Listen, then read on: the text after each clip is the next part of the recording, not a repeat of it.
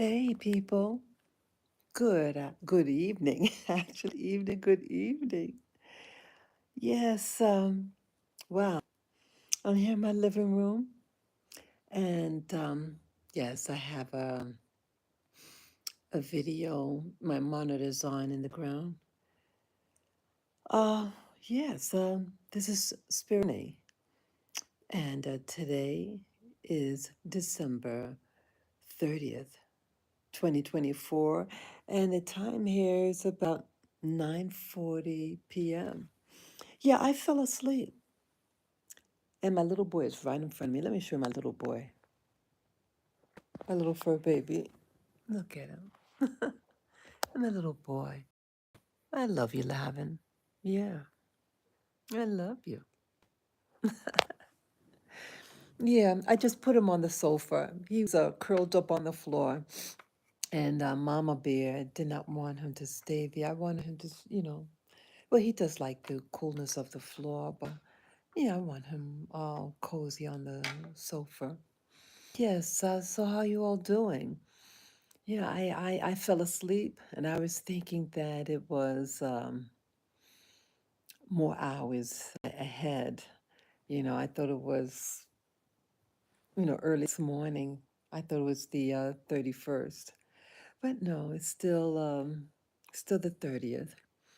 And I said, yeah, I was watching more videos. And I said, let me do like a year in review.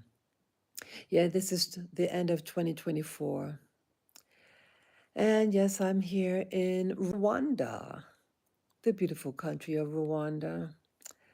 And let me just tell you, this was one hell of a year. Um,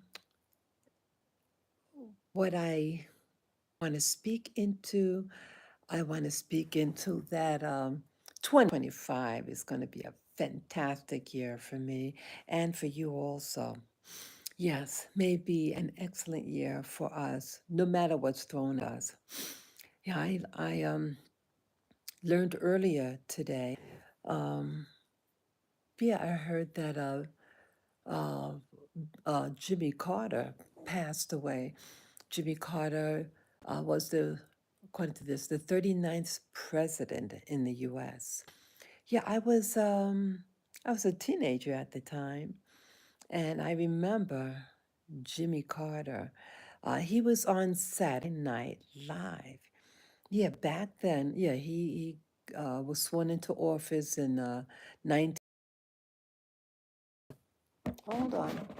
You want to get down just a moment? Sorry, people. Sorry, I don't like him jumping down the sofa or the bed. He can hurt his back. Yeah, I don't need that. Yeah, okay. Yeah, it was too warm for him.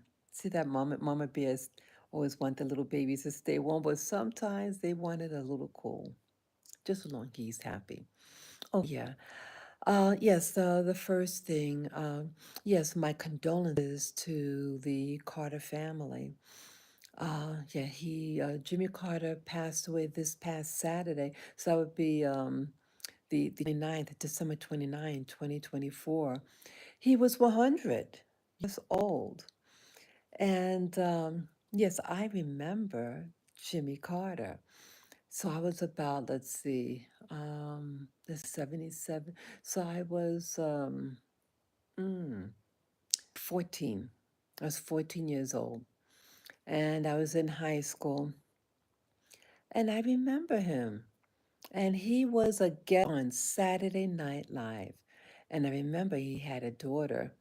Um, and I think she might have been 10 years old. And so they I think the daughter might have been on as well. But I remember, the I think she was 10. I said, oh, why he has a little girl like me? I said, so I had liked Carter because, I mean, I was just a kid at the time, and I find it back in the day, I was very intimidated with watching the news and politics. I was far from that. It was alien to me. I didn't feel comfortable with the people. They're so much older than I was. So I was just, you know, just repelled by things like this on the news. Yeah. Um, but I remember when he was on the show and he had a little girl like me. I said, wow, he had a little girl like me. And so I liked it. I said, okay, he's okay then. Because you need something to identify with individuals. And that was mine. So I'm just learning that he passed away. And it says here on the monitor here that I'm looking at, the funeral will be held January 9, 2025. So, let's sit up again. Yeah, so my condolences. Yeah, and it seems so long ago, people. But it was part of my life. Yeah, whether, I didn't know politics. And for all these years, I didn't even follow politics. I couldn't deal with older people, things like that. I really couldn't. So what's that? How many years would that be? Um, about four, seven. So eight, 44, about 47 years ago. Yeah, about 47 years ago, he was in office, and it is a weird feeling, and it just seems, yeah. I just feel led to do this video because I see that it is the end of an era. It's the end. Just getting these covers a lot now. I'm getting really hot. Yes, but it's like all of a sudden this heat comes in, man. Could be just me. Um, but yeah, that it's an end of an era, and I'm seeing that so much is changing, and emotionally, it's like hard to really keep up. It's hard to really, you know, it's it's it's a weird feeling. And it's like you're reading a book and you tell that the book is almost over. You just got a few more pages. And it's like, whoa, wait a minute. You were going through this drama, reading the book, all these different chapters that you were getting into. And when you think you got it covered, that you think you learned something, there's something else happening. And that's how I feel. And I see it as, I know this is going to sound weird, what this transitional period is reminds me of. You ever use bathroom tissues and you're pulling on the roll?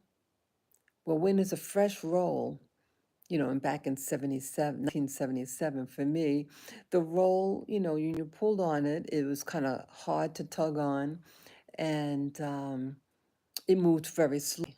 Well, the roll is almost empty. And so when you pull on it, even with the same force, the wheel moves faster and faster. Yeah, just start noticing. You pull on the bathroom tissue, and when you pull on that roll, initially it's heavier and it moves slow. And then when it's almost empty, boy, that little cylinder inside moves faster and faster, and it's easier to pull. And that's what's happening right now. And it's kind of frightening because, that type of analogy, you know, yeah, that roller is going to be up soon. And I see the fragility of life. And when you're young, when you're like 13 years old, you feel like you're going to live forever. Everything seems to stand still longer.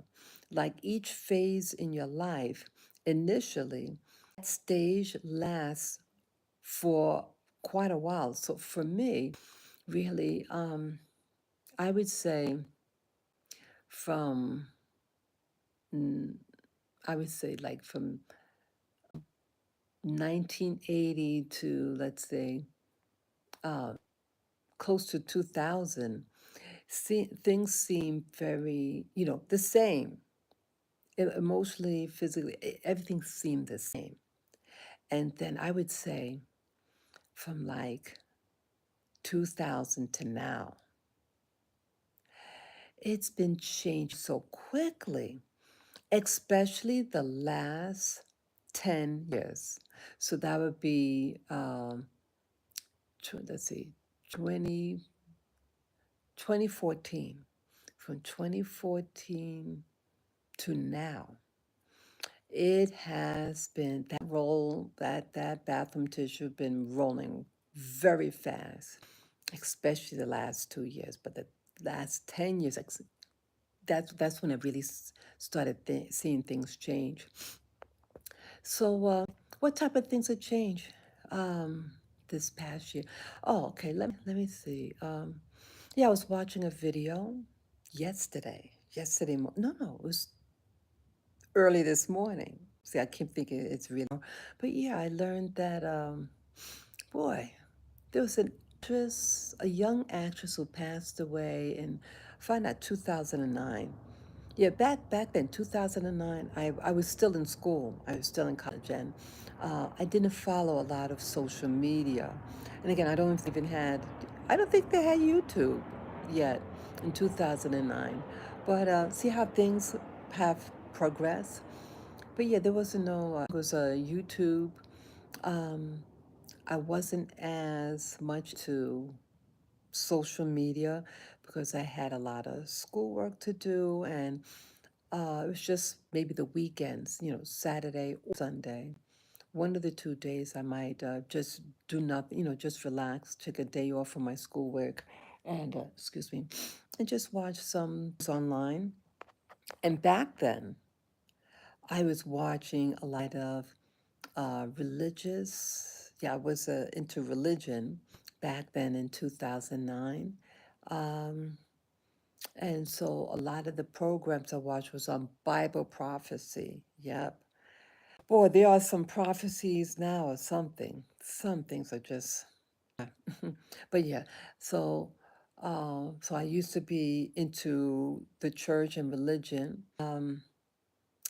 I, I stopped the church and then I rejected religion. But again, I do believe in what they call spirituality. What does that mean? I mean, people use that spirituality. You're not as focused on the physical world, but you're starting to see through behind the veil. You start to see behind the veil of what's really ruling the the environment. And so it's the navigation of that. So that's what I think that's what it means to me. Um, so yeah, no longer into religion, but I'm interested in find what is going on, what is really behind the stories that we see. So yeah, so yeah, 2009. Um, well, I almost forgot the. Yeah, I learned yesterday that in 2009 that this actress, her last name was Murphy, and she played in, I think it's called oh, she's a movie with I think Witherspoon. Um, it could have been called Legally Blonde or something like that. Um, but she was a young actress, very young, and I learned that in 2009, the video said it was a, what do you call it? Um, it's one of those Hollywood shows, um, those channels that discuss things from the past. And even though the event that happened to this young actress passing away in 2009, they're revisiting the incident. She lived in Hollywood. She lived with Tom, and she was married too. The guy. I think the guy also was in the Hollywood industry. But she mysteriously passes away. And the key thing, and I think this is why this particular channel um, featured this. Um, she they showed like they showed a clip. it was a 911 call that was made. The mom made a 911 call that her daughter just collapsed in front of her, and she wasn't feeling well like the day before. She and that morning of her passing, she had said she feels like she's going to die, something like that. And if it was hard for her to breathe at one point, and that's what happened. The coroner said that the report said um, she was anemic.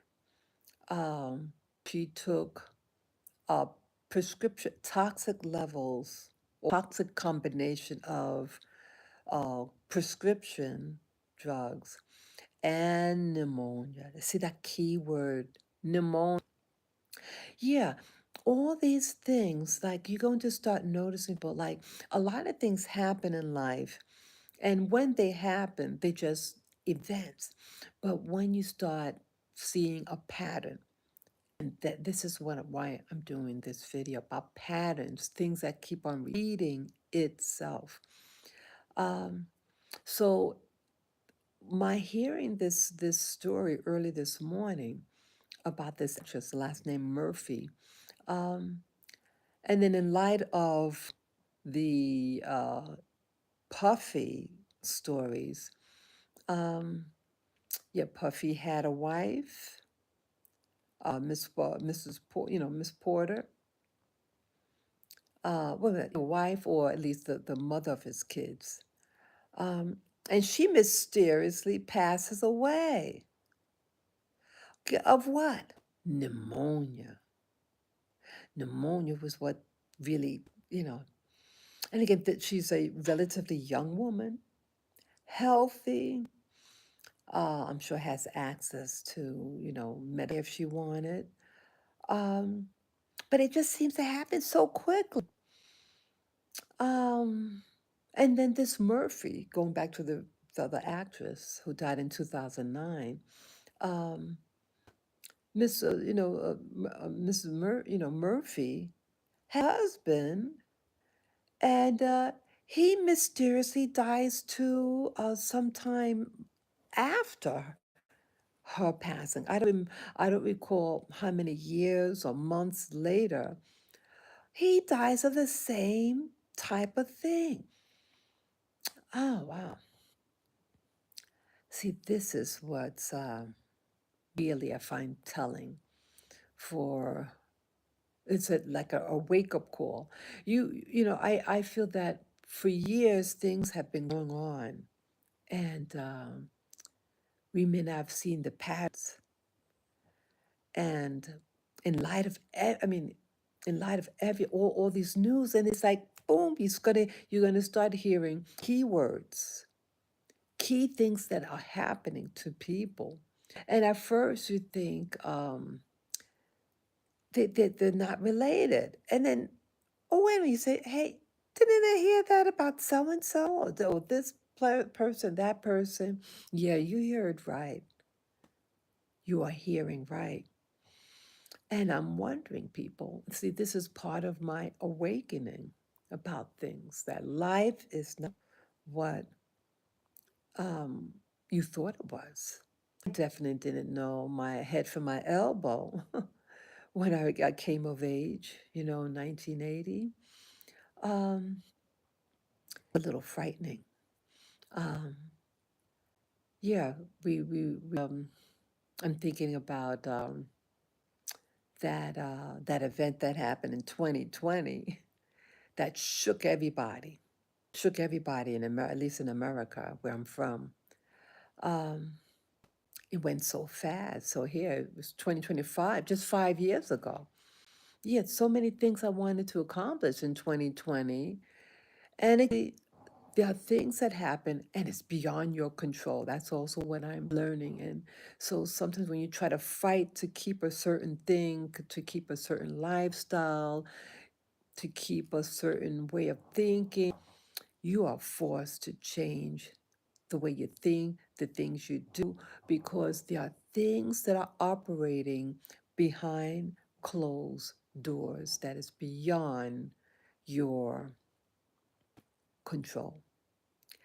So, people were forced to wear things, to get certain procedures done against their will.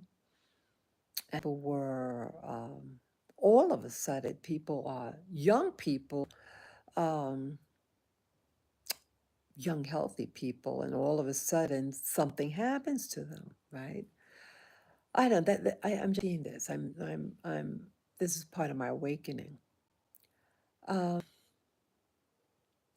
so what's it going to be for 25? And again, 2024 in review.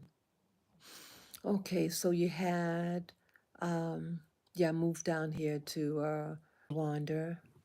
I initially arrived, sorry, I initially arrived in 2020, the end of 2023, or early December 2023. And in January 2024, yeah, my two little fur babies passed away. One, my little Shih Tzu, she passed in January 2, and the other one January 7. And yeah, it makes me feel numb. I feel numb inside. And I just have my little boy, and I've been every month, sometimes several times in a month, I'm at the vet and trying to save, my little boy. His birthday is January 14. He'll be 12 years old. So I pray that everything, that he at least reaches his 12th birthday. But I see that the delicateness of life, that you can make all the plans that you want to, but life has another agenda. So, yeah, this happened to me. What else? Yeah, I've met a tremendous amount of people. Wow. I've met so many people here in Rwanda. Some really exciting people. Yeah, my thumbnail, I show a picture of the valley that I like visiting. Um, it is a beautiful country. The landscape is really breathtaking. Um, what I see ahead here, I'm not sure yet. I'm not sure yet how I want to play it. Um, I go back and forth, people, emotionally, and a lot of it is because of the loss that I had. Um, it's like, I don't know, the world is changing so quickly, and I'm not sure really how to handle everything. Still watch American YouTube. I mean, uh, what do you call it? Content creators from America. Yeah, that hasn't changed. But I've been finding yes, hello, viewer. Hey, welcome. Yes, I'm in view and just my thoughts over everything this year. Yeah, as many of you know, I am very retrospective and um, yeah, just trying to process everything. So, yeah, I've been fighting new YouTubers this past week. Um, I found a YouTube. His name. Oh, what's his name? His name is Cliff Wise or Cliff High. Cliff High. Yes. Yeah, just found this YouTuber. Well, I would say he has like a lot of people have him, his content on their channels, but his name is Cliff High. And wow, this person is amazing. Yeah, I just found him this last week, just a couple of days ago. Okay. Yes, again, it's December 2024. Um, I say, yeah, December, it's December 30, 2024. And so I just found him this week, the past 7 days. Cliff High, American Hello, um, older guy, real sharp. He was someone some years ago. I think he said in the mid 90s, he developed this, he called it a web bot. Some, like he was able to, he did some type of computer program that analyzes basically the keywords that I used. He created like an algorithm to, like, I guess, measure the different trends being spoken about. But yeah, so if you could extract from social media, YouTube, whatever, all that social media, um, and if you can measure the different topics, keywords, sentiment, and you can like harness it and then have like a statistics, make statistics out of it, and you could possibly find trends. Okay, that's the key word, trends. Um, you can do it. So this person, Cliff High, um, created this algorithm to measure social media's trends, whatever. And I mean, how one equals two in his analysis figure, but what he discovered, allegedly, what he discovered in his algorithms, um, that Trump, number 45, I don't know whether I can still use that word, but the former president, number 45, and the new president-elect, um, it said that he will be into he'll be interviewed by Joe Rogan. Joe Rogan is a YouTuber, and he interviews all types of people, talks about all subjects, very alpha male, and that he allegedly was going to interview Trump, and he did.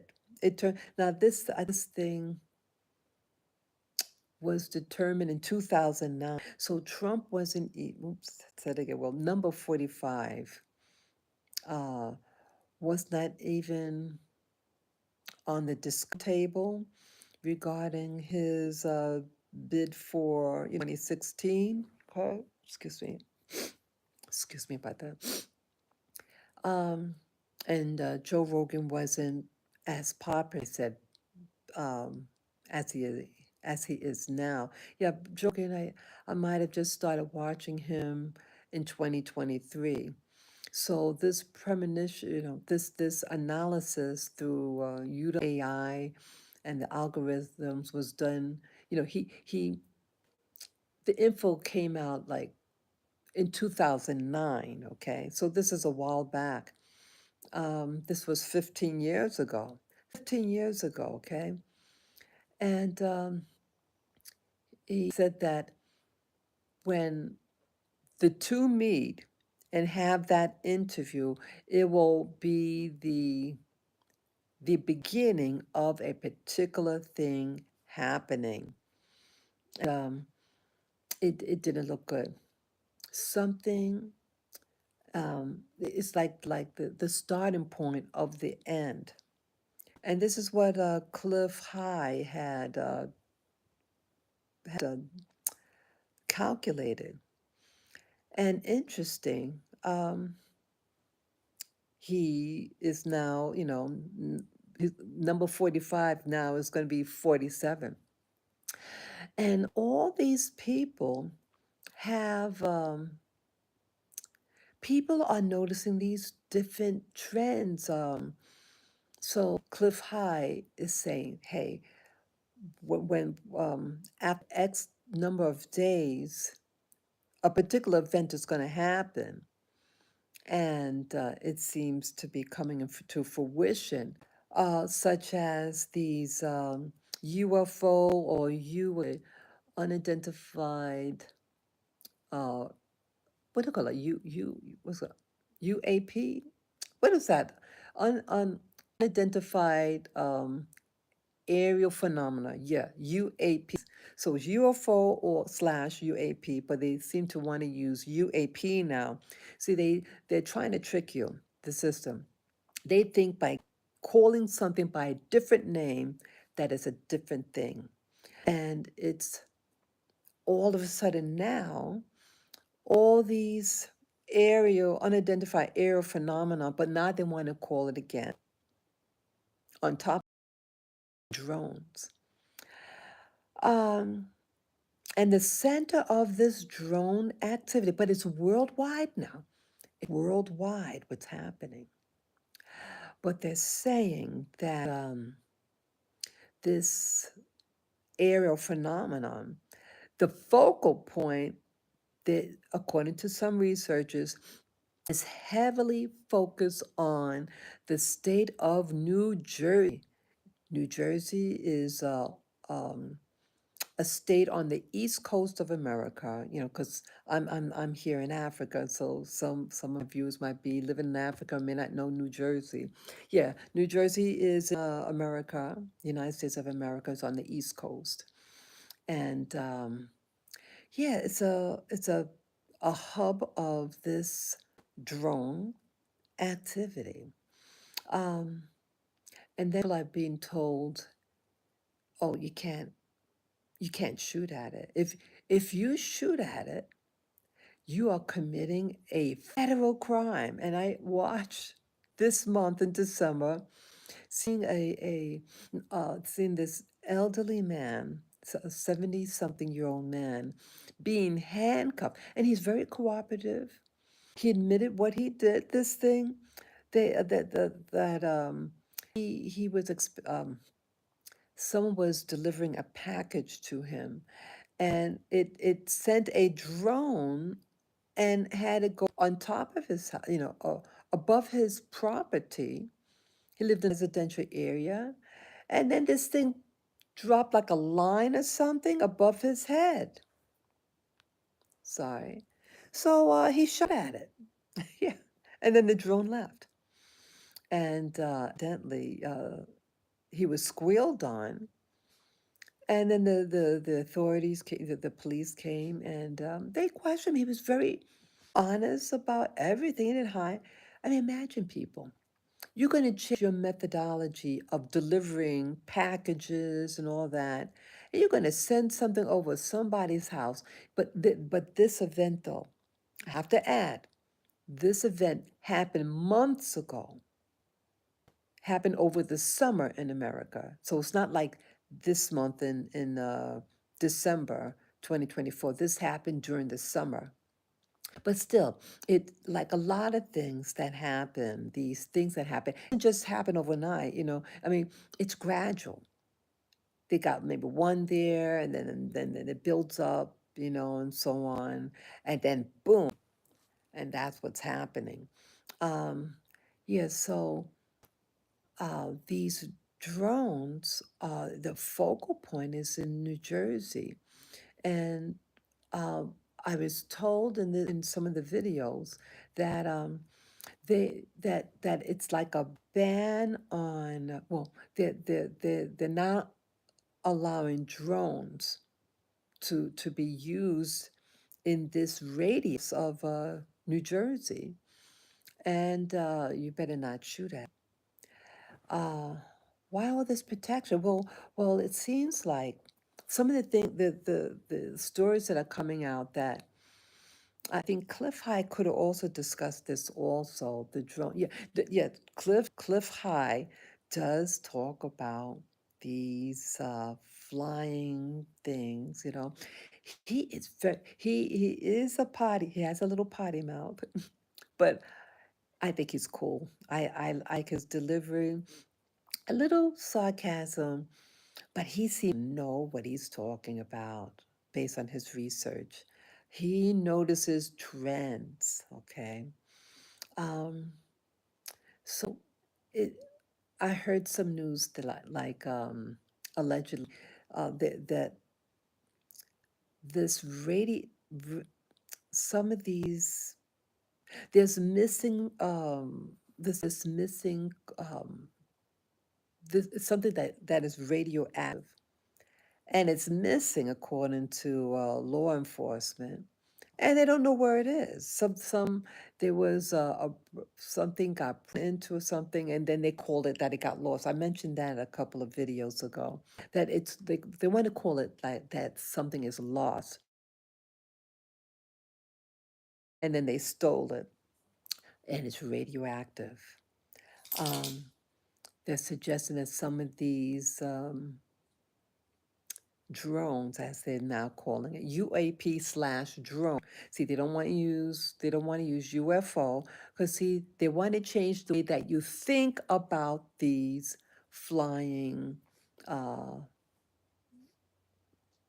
things. Some of them look solid, and some of them, as they call, what do you call it? Plasmoids, orbs, and plasmoids.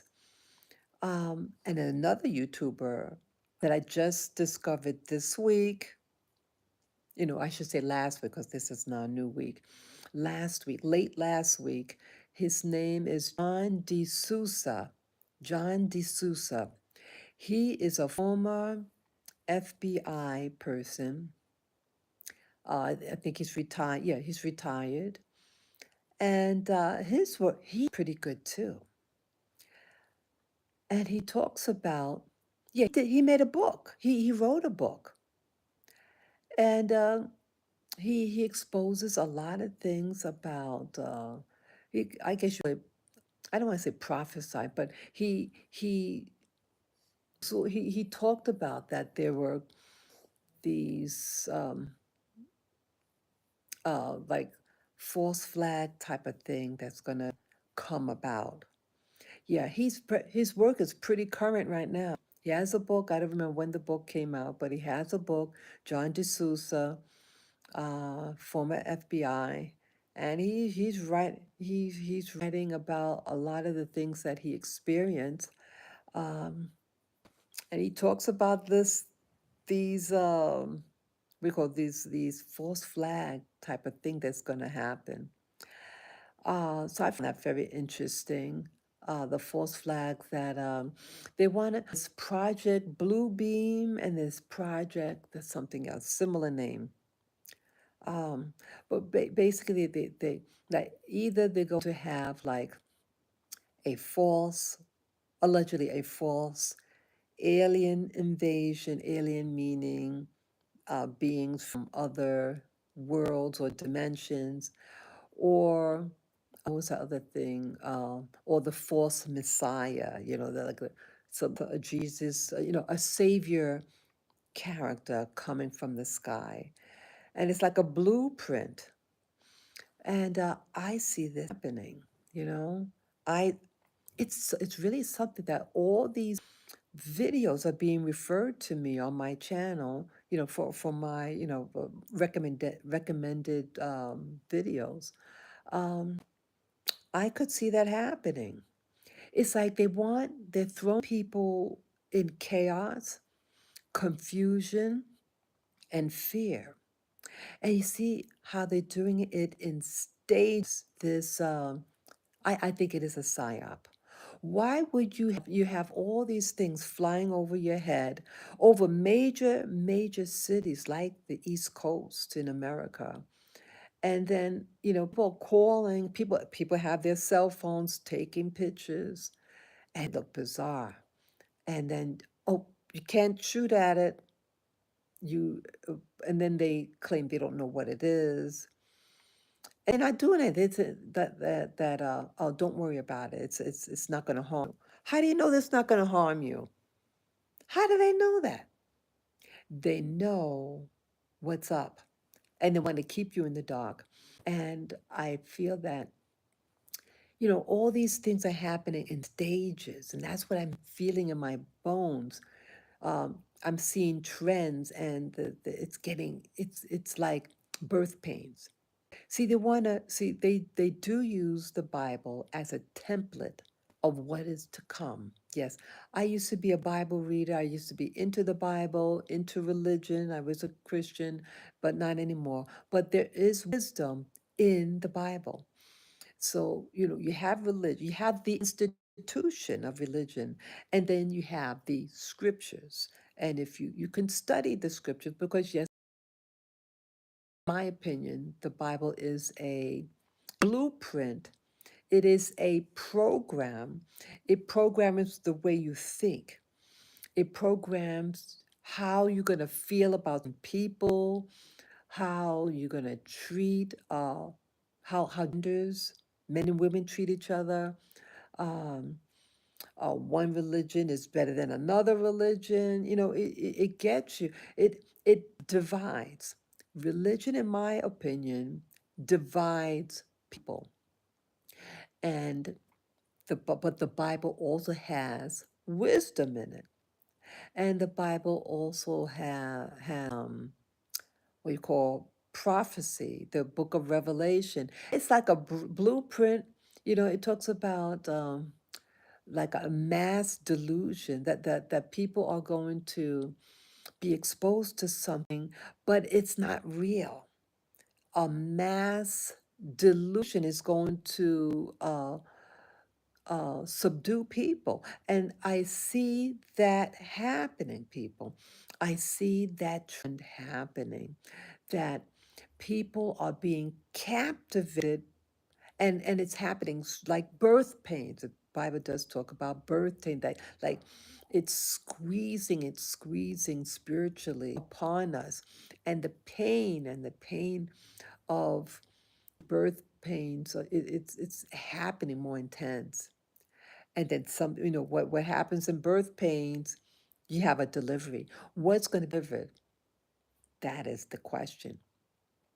And yeah, I think, yeah, they're probably going to try to do a Messiah, someone coming from the sky, and then they're going to rescue you, right? The, well, the mosquito, brother. I'm sorry. These mosquitoes, yeah, they get through the screen. I can't stand them. But yeah, so you have this new system that wants to come in. This birth wants to come in, but in my opinion, this new birth is not for our benefit. They want to, in my opinion, they want to usher in this new system. And it seemed like really that 2016, I would say, that this new system tried to force itself through. Number 45 was not supposed to have won. He was not supposed to have won that presidential election in America, number 45. Hillary was supposed to win, and Hillary was basically going to usher in pretty much a socialist system. And when that didn't happen, they were after him, number 45, whether you come or not. It happened. And then uh, the current administration got into office, and you notice all these things start happening. Now, why they're ushering in um, all this, again, my thought on immigration, you know, yes, I'm a person of color, as they say, and it's like, hey, your ancestors came into America. I'm not about no immigration.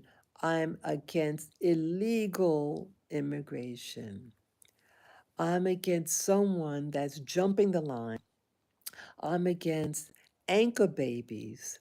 That sounds insensitive, right? But let's say you're in the system, you're in America, you're living there, you're coming through the front door, and then someone occupies your seat. And so when you want to utilize go to doctors, you can't go to the doctors because it's all filled.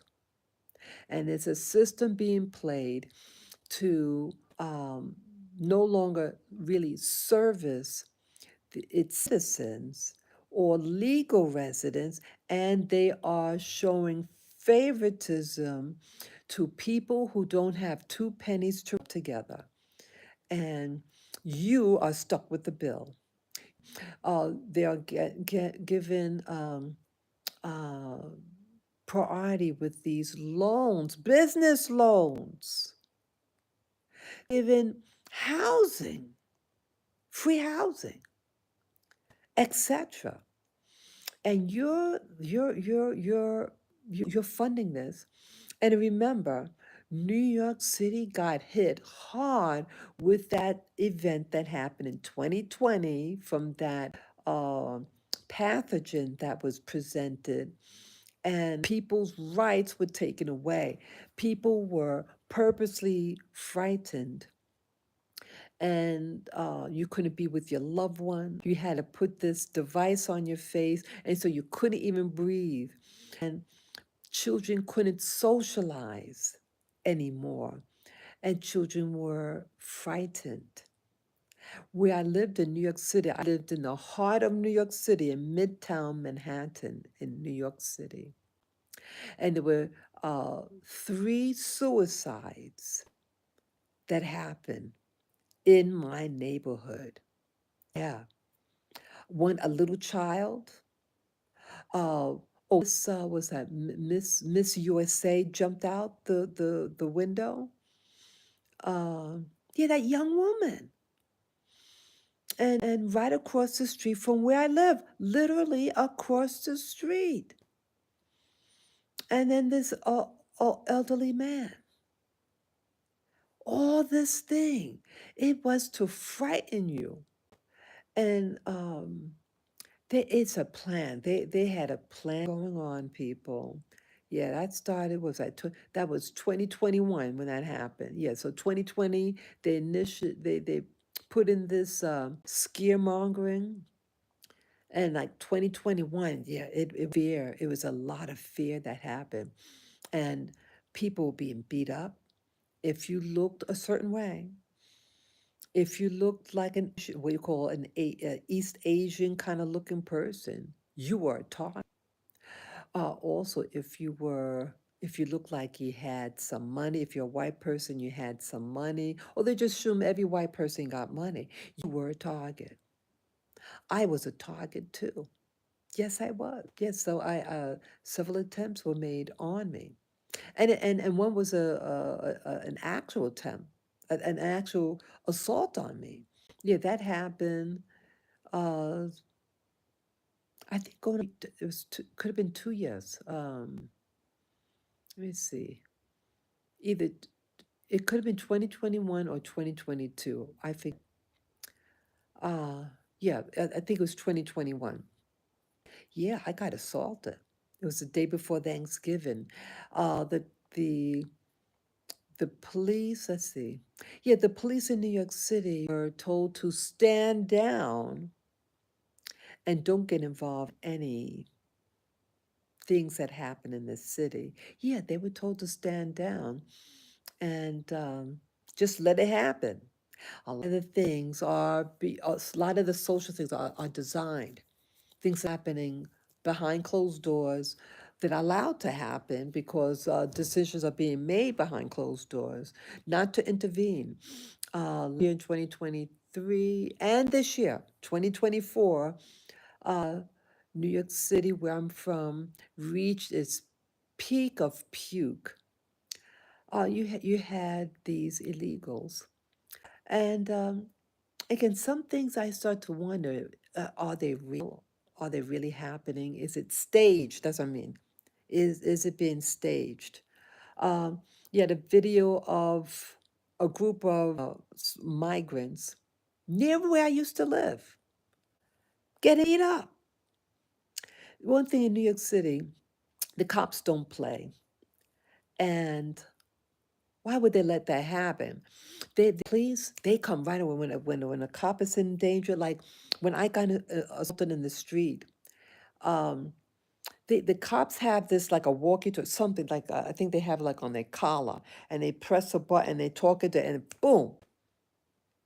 It took 4 cops to subdue the lady that attacked me in the middle of the street. Yeah, the young could have been in her late 20s, early 30s, big girl, and she forgot to take her schizophrenic medicine, according to the one of the police officers. And they put her in the ambulance before putting me, the victim. See that? Yeah. Um, so either way, so um, the cop that came to the scene, and then he must have pressed a button or something, and boom, three other cops came, quick, out of nowhere. Okay, so how come uh when a cop sees something, they don't go by themselves in a situation like that? Because there's a whole that happened on 42nd Street in Midtown Manhattan, between I think 7th and 8th Avenue. Um, they have that walkie-talkie, that button you press, and they come. Yeah, that area. You have these stations you have in Times Square. Like a it's like a hub, a police hub, just a couple of blocks away, and this other hub further down the street. How come they didn't come? And these good, you know, it's ridiculous, people, ridiculous. They were, I think what was happening in New York City in 2024, um, they were told to stand down. And just like what happened in 2021 with me. So it's like hands off of the illegal slash migrants. So they're allowed to loiter all along 42nd Street. Yeah, massive a number of dudes, young also, young. And I sensed something was going to happen. And bingo, yeah, bingo, people. Just what my fear was. See, I used to live right in Times Square in New York City. Yeah, that's where I lived, people. Back then, when you saw me walking my dogs, with in the stroller, remember that? In 2023, and yeah, 2023 and all that. This was in Midtown Manhattan, in the heart of the city. I saw a lot of things. I saw things developing, and it just started increasing in intensity. They were bringing in dudes from all over the world, not just what they call Latin America, but Africa, West African nations, Asia, um, what else? Asia, Africa, Latin America, Caribbean. Yeah, young dudes from the age 18 to 30 something at their prime, what they call a military age available people. Yes. Why is that? Why? And then somehow they were given, had money. Okay, these supposed to be people who are seeking refuge because of what do you call bad things happening in their country, and they seeking safety. Okay, that's the story that they were trying to push on us. So how do these people get these electric bikes or motorcycles? And there's a whole slew of them. Where did they get that money? And there were tons of videos in 2024. A girl left her receipt after purchasing something, and then they took a picture. Someone took a picture of the receipt that she left on the countertop, and it showed about we have in America what's called welfare. It's money for the underprivileged. You have to make a certain amount of money. You have to be extremely poor, and you get like cash. It goes like a debit card, and you get money on this card that you present for food. So you can get food with it and some monies. How do you get that much? 10,000. Now, what we don't know, like they were pushing. over the media in 2024 that they got it in 1 month. I don't know that. They like it could have built up over time, but again, I don't know. Where did all this money come from? And under the COVID, oops, I wasn't supposed to say that word. I'm sorry. Remember 2020 and 2021, people couldn't do commerce. Many of the stores in New York City were forced to close down because they weren't allowed to be open. But you still got to pay your bills. You still got to pay your rent if you're a store owner, right? You still have to pay. Bills still accrue. And there was no assistance for these people, but yet they're assisting illegals and military aged men and provide for them so they could just loiter, packs of them in the hundreds. And I think some of the videos that I did towards the end of my stay there in 2023, I did take videos. Yeah, when I was walking, I was nervous. Yeah, they're just standing there, leaning against the wall, packs. And I knew something was up. And I saw that why are they getting these bikes, these e-bikes, motorbikes, and they're stacked up right across the street from the hotel. They are hotels, semi-luxury hotels that the city bought, um, and they're housing these people. And they even provide them school buses for the little kids. And they drive them to who knows where. And I used to get up, remember, I used to get up early and I had the camera going on. And you saw, yeah, there were school buses for the little kids and those bikes right across from that hotel. Yeah, this was just like 2 blocks away from my house, where I lived. And I had to walk past it. Um, and what were they starting to use those bikes for?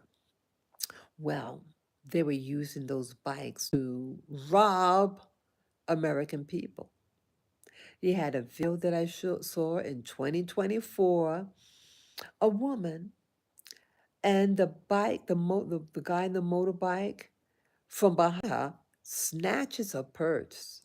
And then she gets dragged, and then she ran into this pole. She's being dragged, and boom! I hope she's still alive. Yeah, this was very, very frightening. And this, in my opinion, is a form of terrorism. In my opinion, the Biden administration in 2024 went crazy.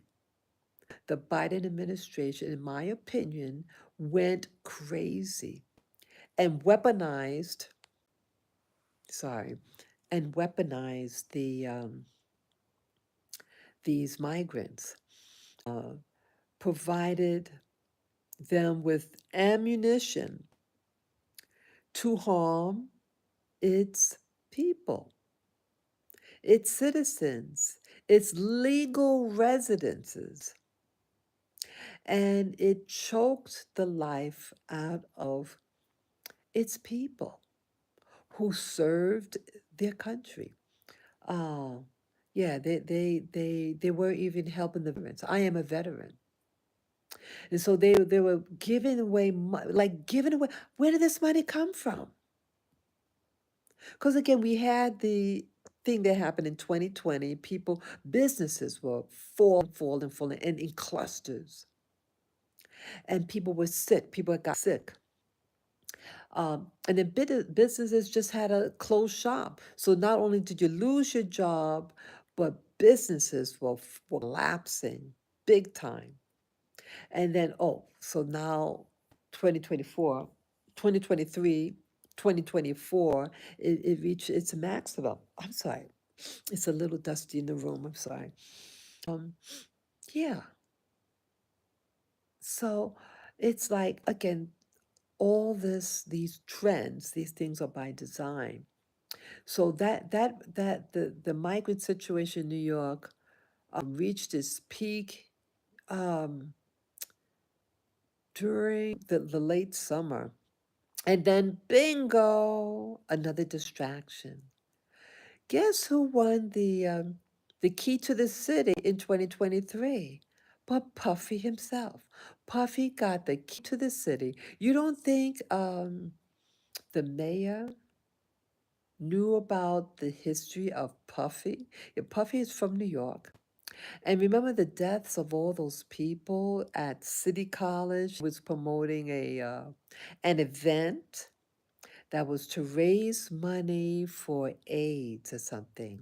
Yeah, it was back in the 1980s, late 90s, and there were several deaths. And with that history, you're going to give him the key to the city. You don't think they knew about his lifestyle? Again, yeah, like they say, you're innocent until proven guilty. But allegedly, Puffy had a reputation to do certain things. Yeah, people know. People know what's going on. And why would they give him the key to the city in 2023? What did he do to even warrant that? You could only speculate. So, it's 2024 now. And Puffy got arrested.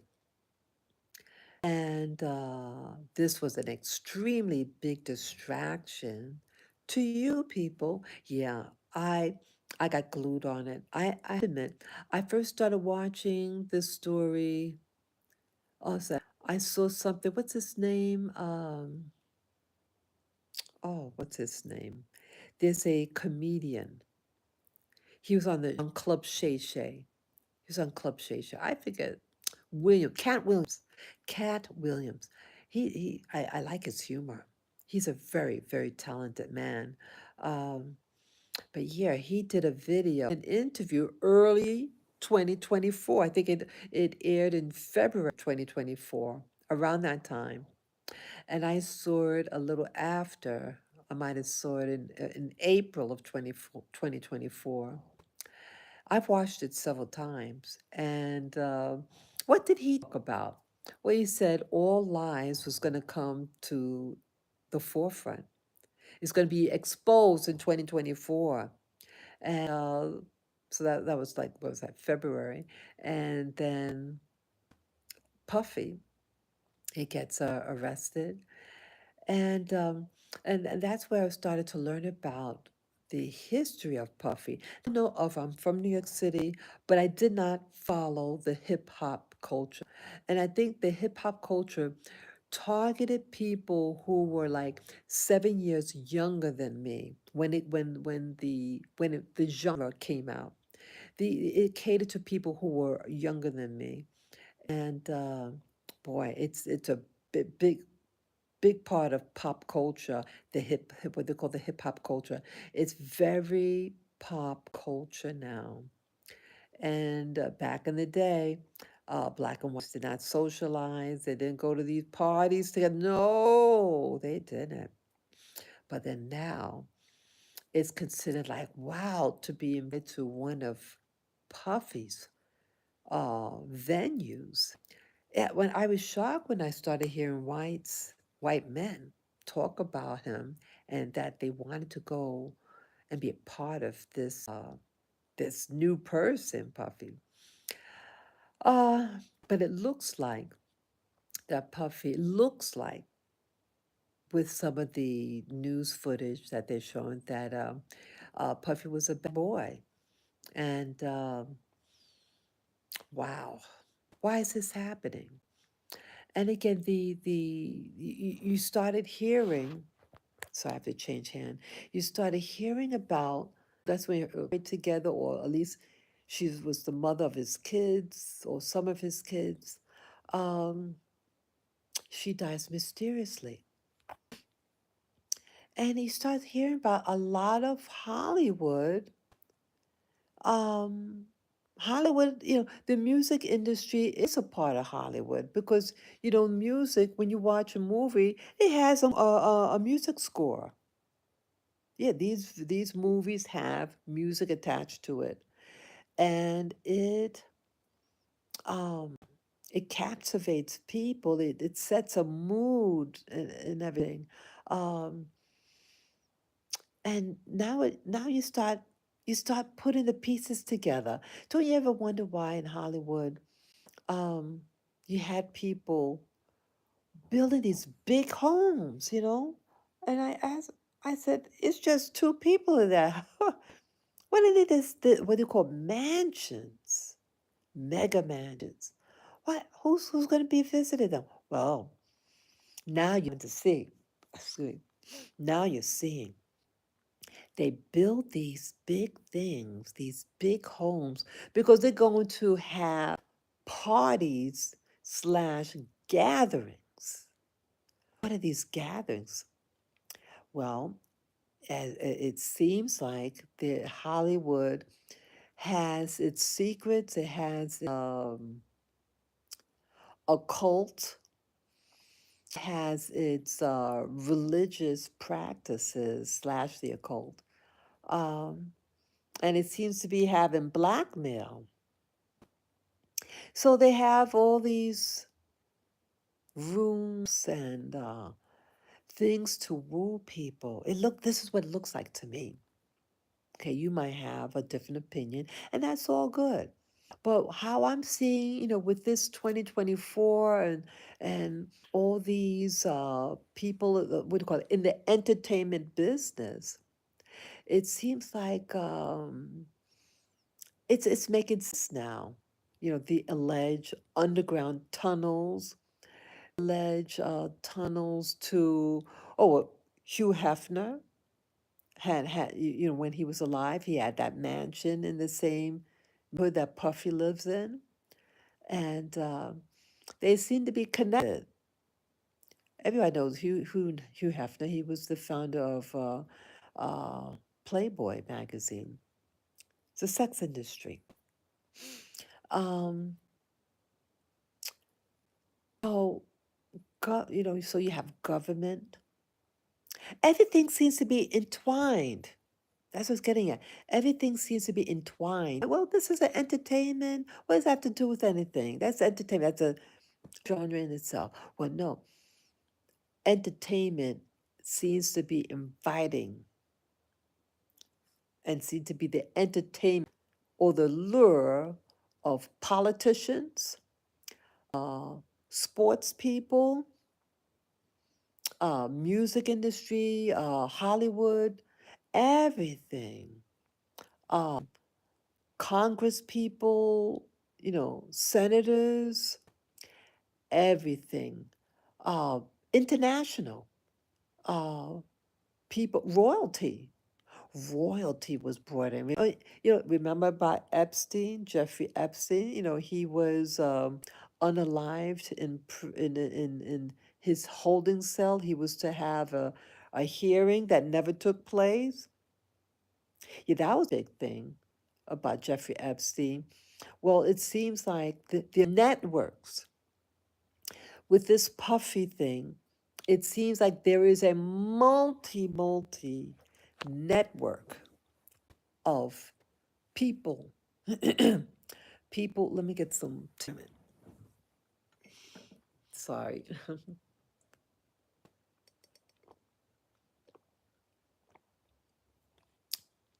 Excuse me about that. You have a network of people working behind the scenes. And they're interconnected like a web. You remember the term World Wide Web? Yeah, there's a World Wide Web out there. The Interconnect 23 about this network and about the spider. Yeah. Web has a spider makes web. And there is allegedly to some of the, what do you call it, the YouTubers, that there's allegedly an underground system, an underwater system of the spider.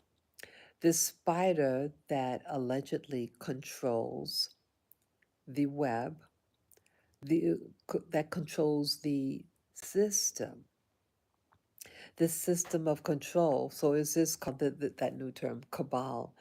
Is the cabal the spider? I don't know. But I did see, like many of you know that I talked about the meditation things to do, and it might have been 2 years ago, actually, in 2022. Um, yeah, meditation, and I saw things, people. Yes, so there are facilities. I don't know whether these facilities are underground or off planet. I don't know. But I saw a facility that looked like something from a Hollywood movie, and there were giant spiders. I couldn't believe it. Giant spiders, and it was walking in some type of facility. It was a long, I talked about this before. It was a long, like a platform, a narrow platform, all white.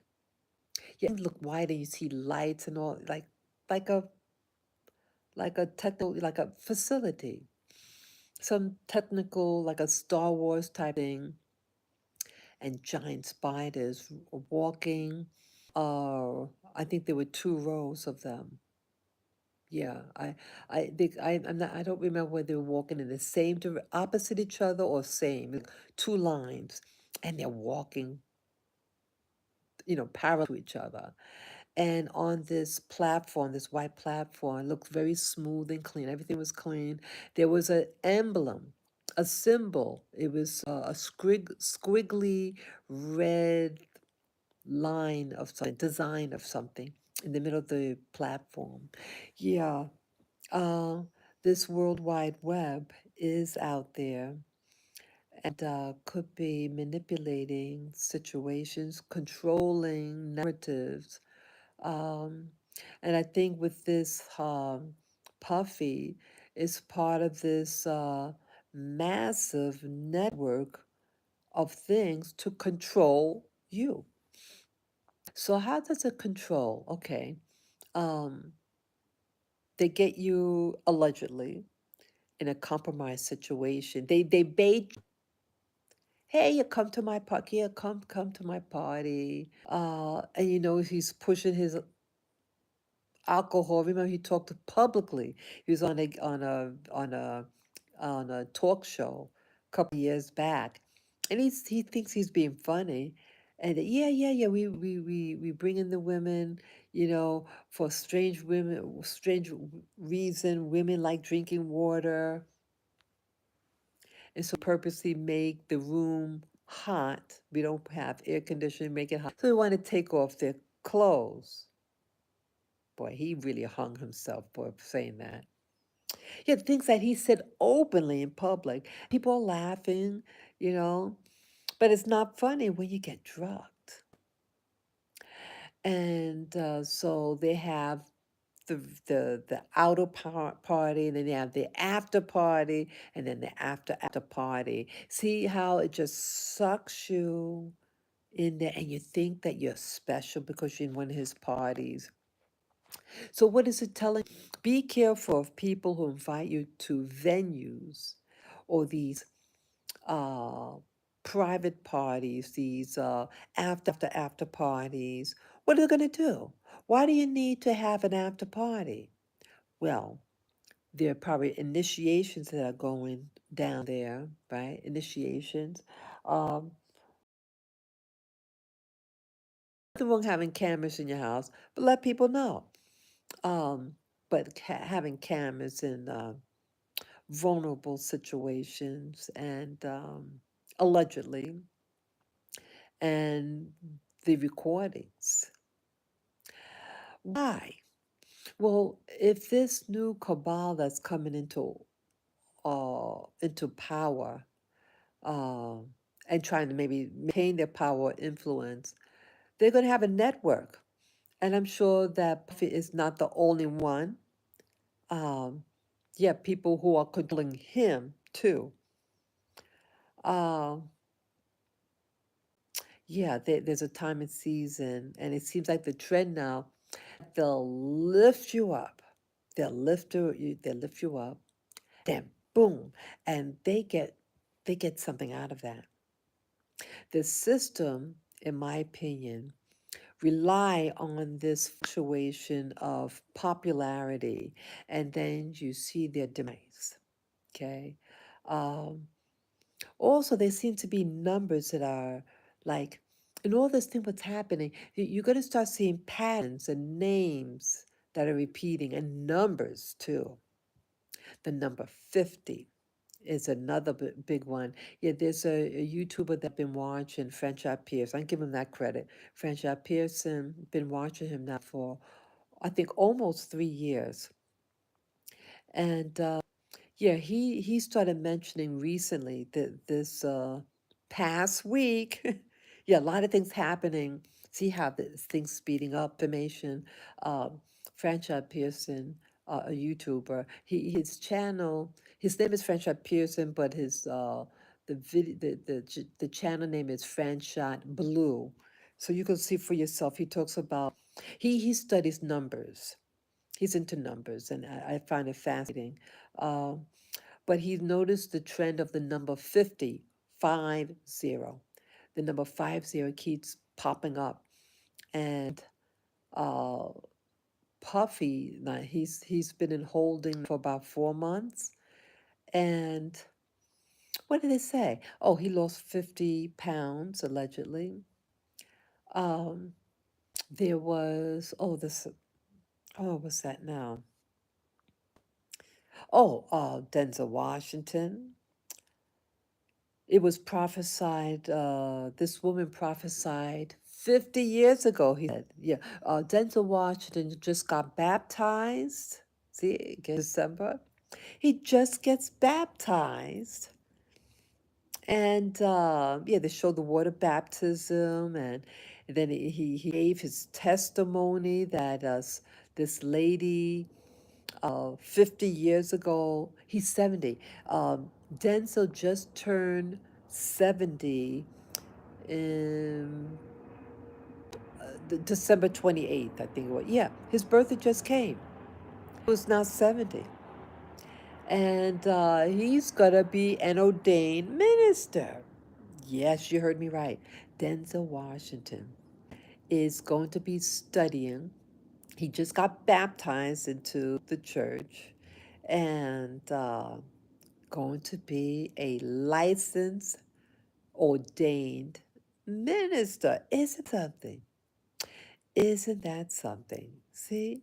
Um, yeah, now I we love Denzel. Yeah, my first movie that I heard about him was called Carbon Copy. It came out in 1983. Yeah, I was just starting out in the world. Yeah, he's 70 years old now, and I'm 62. And yeah, he was a Hollywood, he was deep in Hollywood, right? He did all types of movies, right? And I mean, he did one movie kind of religious. I think he was The Preacher's Wife. He did that with Whitney Houston. Yeah, The Preacher's Wife. He was in that. That was kind of like had religious undertones. Um, but his movies, Denzel Washington's movies was no, he was no saint in the award. Yes, he won the Academy Award. Yeah, I did see the movie when it came out. I remember it. Well, that's over 20 years ago. That was that. 2000, 2001. It could have been the movie came out, I think, in 2001, and then he got the thing and think the award in 2002, something like that. Yeah, he won an Academy Award. He played a dirty detective slash cop. Um, he was good at it. He was good at it. But his movies, especially his latter played the what's that the what's that? But he played an assassin. Yeah, I bought them. I watched it. Yeah, I'm not hiding. I watched his movies. I like. He's an excellent actor, And yes, I purchased some of his movies on iTunes.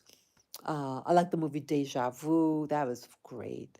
Yeah, that came out in 2007. He did the like what else? Oh, what's that name of that movie? Oh, he played an ex-soldier. Um, what's that? Not conspiracy theory. Manchurian Candidate. Yeah, Denzel Washington was a Manchurian Candidate. Yeah, so he played very. Um, he played it well. The movies that he was in that's 20 years were well done. But no indication of some type of spiritual, it seems like with his movie, he always wanted to make sure that, he didn't want to offend black women. And I give him a good thing about that. And you notice they very rarely have his wife. That I thought was something. I didn't realize he was married. And then I find out that he has a wife. And yeah, that's right. That's right. He was married young. That's right. But his wife kind of like uh allegedly, kept him in check, don't get in trouble, you know.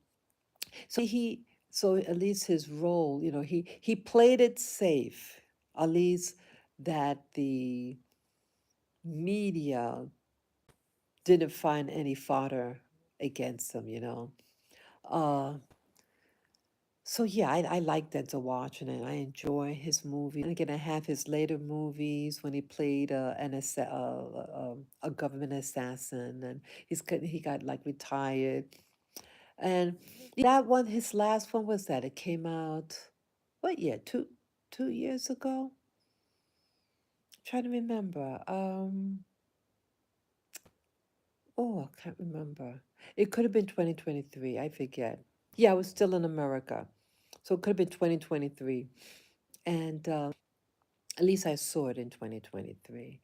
Um,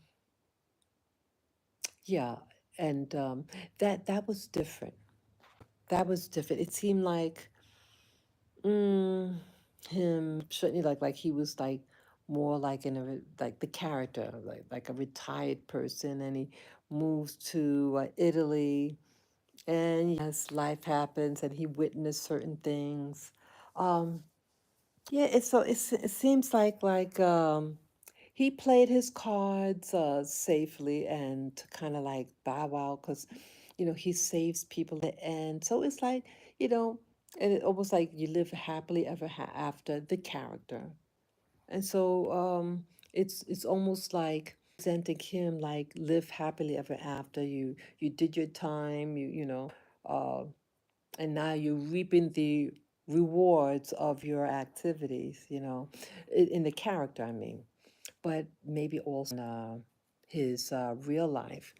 So I found it interesting that, again, Denzel Washington always had a positive. Um, he was very. People were very fond of him, you know. He has a great PR. Whoever he has a great PR. Um, but what was it, the last 2 months? You started hearing, yeah, the last 2 months or so, you started hearing things allegedly. He was seen leaving a party around, was that 1 a.m. in the morning? I think he might have been with his wife, and he looked upset. And then the two so-called alleged witnesses slash victims of Puffy uh, were questioning his why he was there. Yeah, it was starting to get ugly. I again, I for since 1983, since 1983, and it's 2024, the end of 2024, I never heard anything negative about Denzel Washington. Yeah, he is Hollywood elite, black elite in the industry. You do start to, you wonder about certain things, what he knows. What I mean, if he was deep in the industry, and you have to see certain things, people. You don't just get things in Hollywood. And he is pretty much unscathed. And I'm glad about that. And it seems like now, um, I can't help but notice the proximity of people pointing finger at him that he was seen leaving a puffy party. And what happened? And what does he know? Is what happened, that particular event, did it awaken him? I mean, I saw in some past videos this year, I think 2024, something happened to someone in some a black fellow in the media, and I remember seeing in the clip that he was trying to minister to person's needs, that trying to encourage him spiritually about it. Yeah, that I did see. I think he was, I think he had some church experience growing up. And I think he did, I think he was in the boys' club, something like that. Something like the boys' club. I think he's from, this is from Mount Vernon. I forget. He could have been from Mount Vernon, New York. Um, but yeah, he has a good reputation. But to be in an industry, um, you're in an industry, it could be any industry. And let's say you had a regular job. Let's say you had a job for X number of years.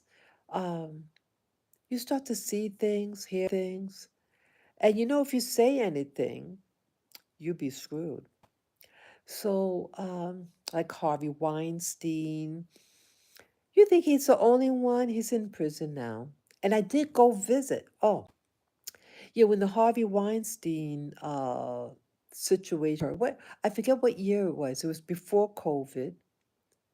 It was before COVID, and I went and to see for myself. Yeah, this was all. That was also an awakening for me. This Hollywood thing.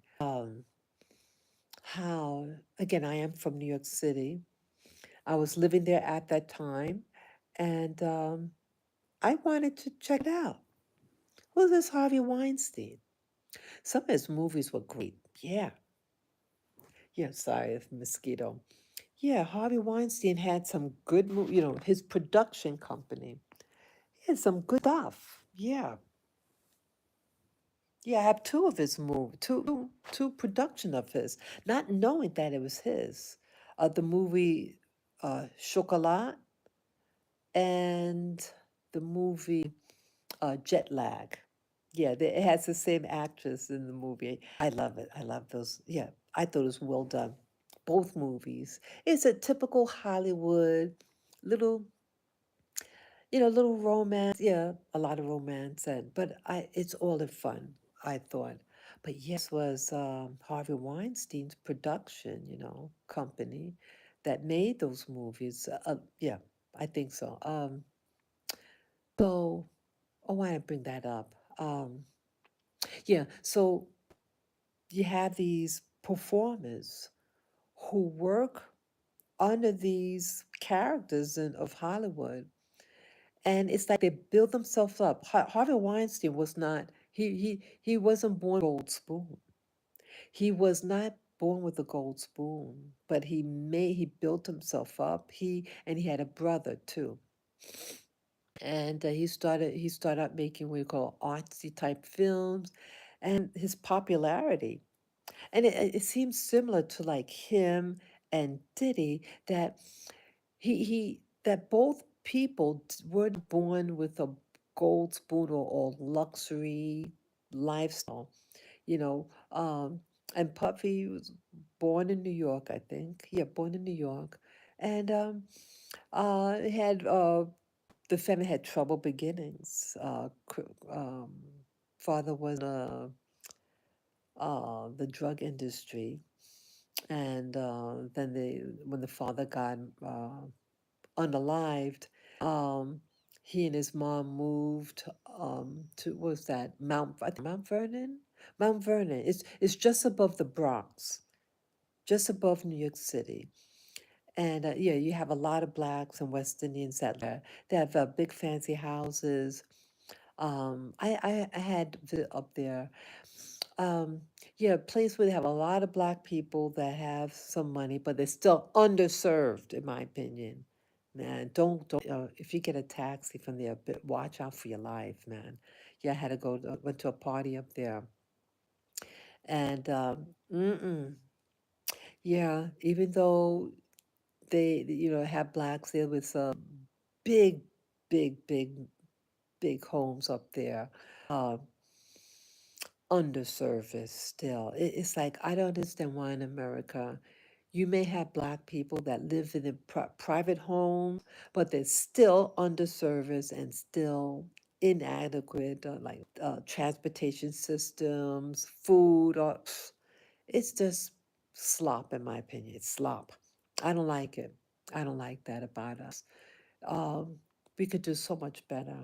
But either way, I see the parallels between Puffy and Harvey Weinstein, how they developed over time, and it's like hype is built up, hype. It's like pressure. The hype is intense to their venues because the hype is tricking people to think that they're more than they really are. It's deception. Diddy and Weinstein was about deceiving people, luring them into the system so they can be exploited allegedly, to be exploited allegedly, right? Um, and look what's happening. Interesting how, again, trends start to repeat itself. Remember, just a couple of years back, you had R. Kelly. Yeah, all that time, you had the R. Kelly, Harvey Weinstein. It all seemed to happen around the same time, and then you had Jeffrey Epstein, too. Jeffrey Epstein. Yeah, they lure people in. And none of these people were born with a gold spoon in their mouth. No. Jeffrey Epstein, he was considered a poor guy, blue collar, not money. He didn't come from money.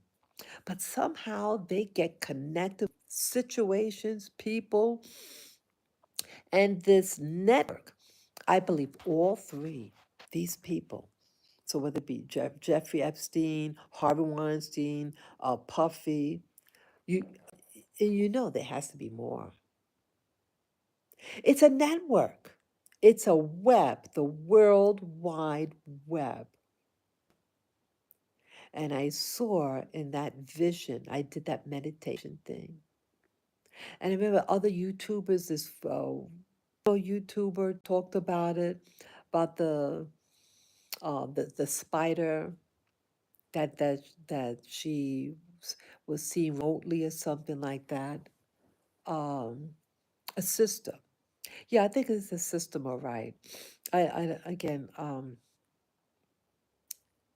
there are things, there are different layers to this control, I would believe. Um, what's really controlling these people? They just developed over the past 20, let's say 25 years. Um, but how they had so much control over people, so much control. Um, and what's it all about? What's it all about, people? Is it all sex? Is this all about, or is that just the means of them controlling? And that's what I would gather. Anything, to form these addictions. What if with these people and what they call the spider system, the World Wide Web, what if they have these parties and then they encourage people to live in these mansions and say, hey, we're going to pay you a lot of money every year in the entertainment industry. Again, the entertainment industry is to get your attention, to distract you, to program you, to act and to believe certain things so that you will emit certain behaviors or to be controlled to do things. And a lot of these things that are there to control you is through these drugs and sex. Drugs and sex. And then they use the music because the entertainment industry, music is a powerful tool to get people to do things. Music, you can go dance. You have music, you feel like you want to move around, and that's what they want you to do. They want you to keep moving. They want you to keep on exerting energy because they feed off of this energy, like the Matrix in the movie The Matrix, the first one. What was that all about? They create a what was that that the people that were in the pods, they would be watching something, and their body is emitting responses slash energy, and it's being used, being harnessed energy, right? Um, and also with this Hollywood, remember, yes, remember that Matrix came out 1999. Like the, yeah, I saw all four. I saw all four of the Matrix, but it was the first one I really enjoyed. When I saw it, one of my favorite movies. Um, but interesting, what happened to those guys who made the movie? All of a sudden, I think it was just before number four came out of The Matrix. What happened to those guys? Well, they're now Miss So and so. Yeah, Miss So and so. Yeah, I'm not sure whether it was both brothers because the people who made it, there were two brothers, and they have like an Eastern European name, Slavic name, and at an adult, these were adults. I don't know how old they are, but they're like in the 30s, 40s years of age, even maybe even 50, but about maybe 40s. And all of a sudden, a sex change operation or something. I'm not. They're dressing like women, or at least one of them of the brothers is now wants to be known as a woman. What happened? What happened, people? All this year, did you also this year in 2024, the push to get your young children in 2024 to get these operations. I have never heard of this. Yeah. And why so like these birth pains of pushing things to destruction over your children, saying that your minor, your preteen, could tell a teacher, I don't feel good today. I don't feel good about myself. Oh, you must want to be another gender. Oh, God. It's a birth control thing. See, they don't love you. The system does not love humanity. This system that's trying to subdue it does not like humanity. They do not like the natural order of things. So they're reversing everything because they want to erase it and put in this artificial, computerized, AI-based system. They're trying to implement this AI, this matrix situation. That's what I think what they're doing. And they know their time is short. They know their time is short. Sorry. They know the time is short, and so they really trying to crunch everything to this current administration in America. The Biden administration is a corrupt administration, in my opinion. Too, it shows their hatred for humanity, and yeah, these things are happening. Yeah, and again, I also mentioned about the Matrix movie. Um, it's my speculation that why they want to be called a woman now. The at least one of the two brothers, I mean, dressing like a woman. Um, I believe that they shared what was going on in the what was controlling reality, or the transitioning people into that reality matrix, and they weren't supposed to share that. They were not allowed to share that information. And so they got punished and they did what they did. I think what happened to, what's his name? Bruce, mm, Bruce Jenner. Bruce Jenner was the famous uh, triathlon. Yeah, he was on the Wheaties box. He won the triathlon. He was athlete of athletes. I remember my growing up. He was it, man. He was celebrated. Yeah, he won the triathlon, and uh, to be a girl.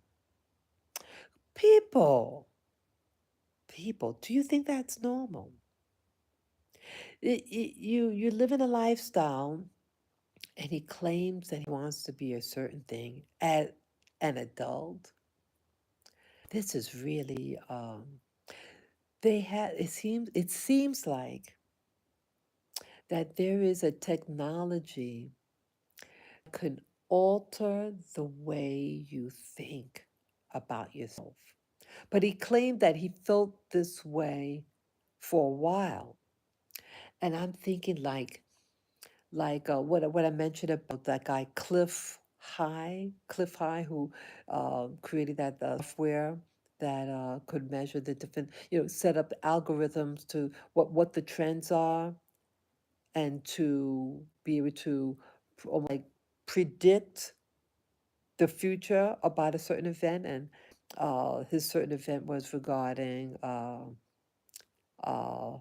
number, the current president-elect, okay? And when that happens, an event is going to happen, and the event is the demise of the country of America. So they seem to be tied in this predictive programming. Um, but if you leak out the information before it's time, they have the power to change the way you think about yourself.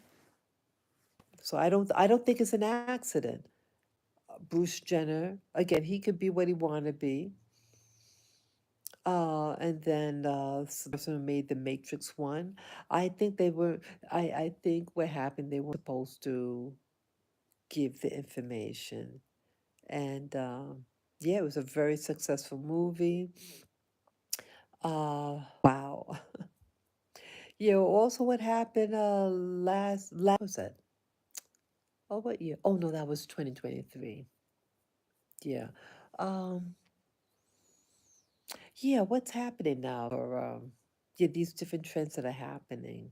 Whatever what's happening, they're pushing it really fast. Um, yeah, these I was gonna mention now. Yeah, so a lot of these things, like with Puffy, it's a distraction.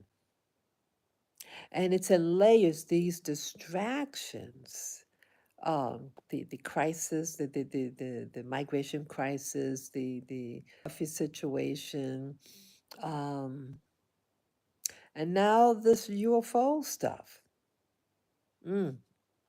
Yeah, I was watching this program. I saw this, I think now it's going on 3 years. Um, yeah, that's also why I wanted to leave New York. I watched this program called Farsight. They are remote viewers. Yeah, the director of the organization, he comes on, I forget his name, I'm sorry, but Farsight. He is a remote viewer and he teaches remote viewing. His current staff, they had predicted a couple of years back about the election, the election that already took place. But this uh, video was presented ago, between 2 and 3 years ago, and they said that uh, sometime soon after the election, the presidential election for 2024, uh, there's going to be some destruction in DC. And then you're hearing about now, to confirm that, all of a sudden, in the month of December, again, we had the election uh, in November, and now it's December 2024. And what's happening?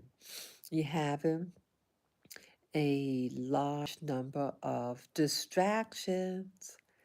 Um, they're frightening, trying to frighten people. On your own hand, it's considered a federal offense, and they can arrest you. Get that? But then they say, "Oh, it's nothing. It's innocent. You know, it's not going to harm you." Well, how do you know it's not going to harm me? Where's it coming from? See, things are allowed to let happen. They are letting things happen because they're setting up the people. And uh, I was watching again, and early in the view in this video live stream, um, Doc, what's his name?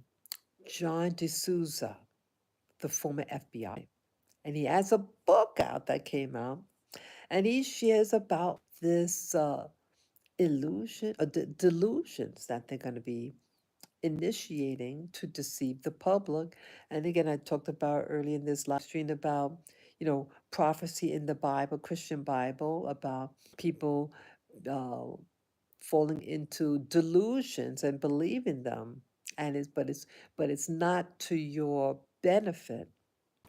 And again, I also mentioned his name, Cliff High. Cliff High also did the algorithm software to analyze the social media chats and s- uh, pretty much saying the same thing, that some type of demise. So that's why also left New York. When the remote view is meant, was like 2 3 years ago, DC uh, being demised, massive destruction. I said, why? And I lived on this coast, and all this drone activity is on the East Coast near DC. And in particular, New Jersey is the hub of all this activity. It's like the buffer zone because they want to, according to some researchers, uh, they want to enter through New Jersey and entering there to go enter DC to do something horrible. They said these, not they call them drones, but these drones are, according to John D'Souza, he called it this other name, lethal weapon drones or something like that, and that they're actual weapons. Yeah. So, what's these? I mean, what people? Why do you think why these cops? I would like to think that these cops in New York City, Jersey, because Jersey is right next to New York. Let me get more water. I mean tea.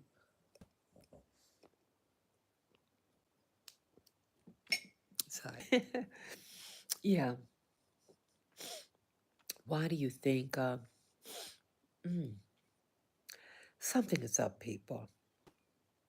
I love New York. Even though I left New York City 1 year ago this month, um, I still love New York City. I love what it used to be. I did not like the racism. Excuse me. There is racism in America. Excuse me. But now it's not so much racism. See, that old regime is phasing out. It's a new generation. Yes. You have the generation that I mean, I'm 62 now. I can't believe I'm 62. Um, but now you have a new generation, people in their 30s. So so people in the 90s. What was happening in the 90s? Oh, brother. 90s was rough. I didn't do well in the 90s. But so people from the 1990s who are now coming into positions of influence. They'll be in their 30s, early 30s. And what was that? The vice president elect? He's in his 30s.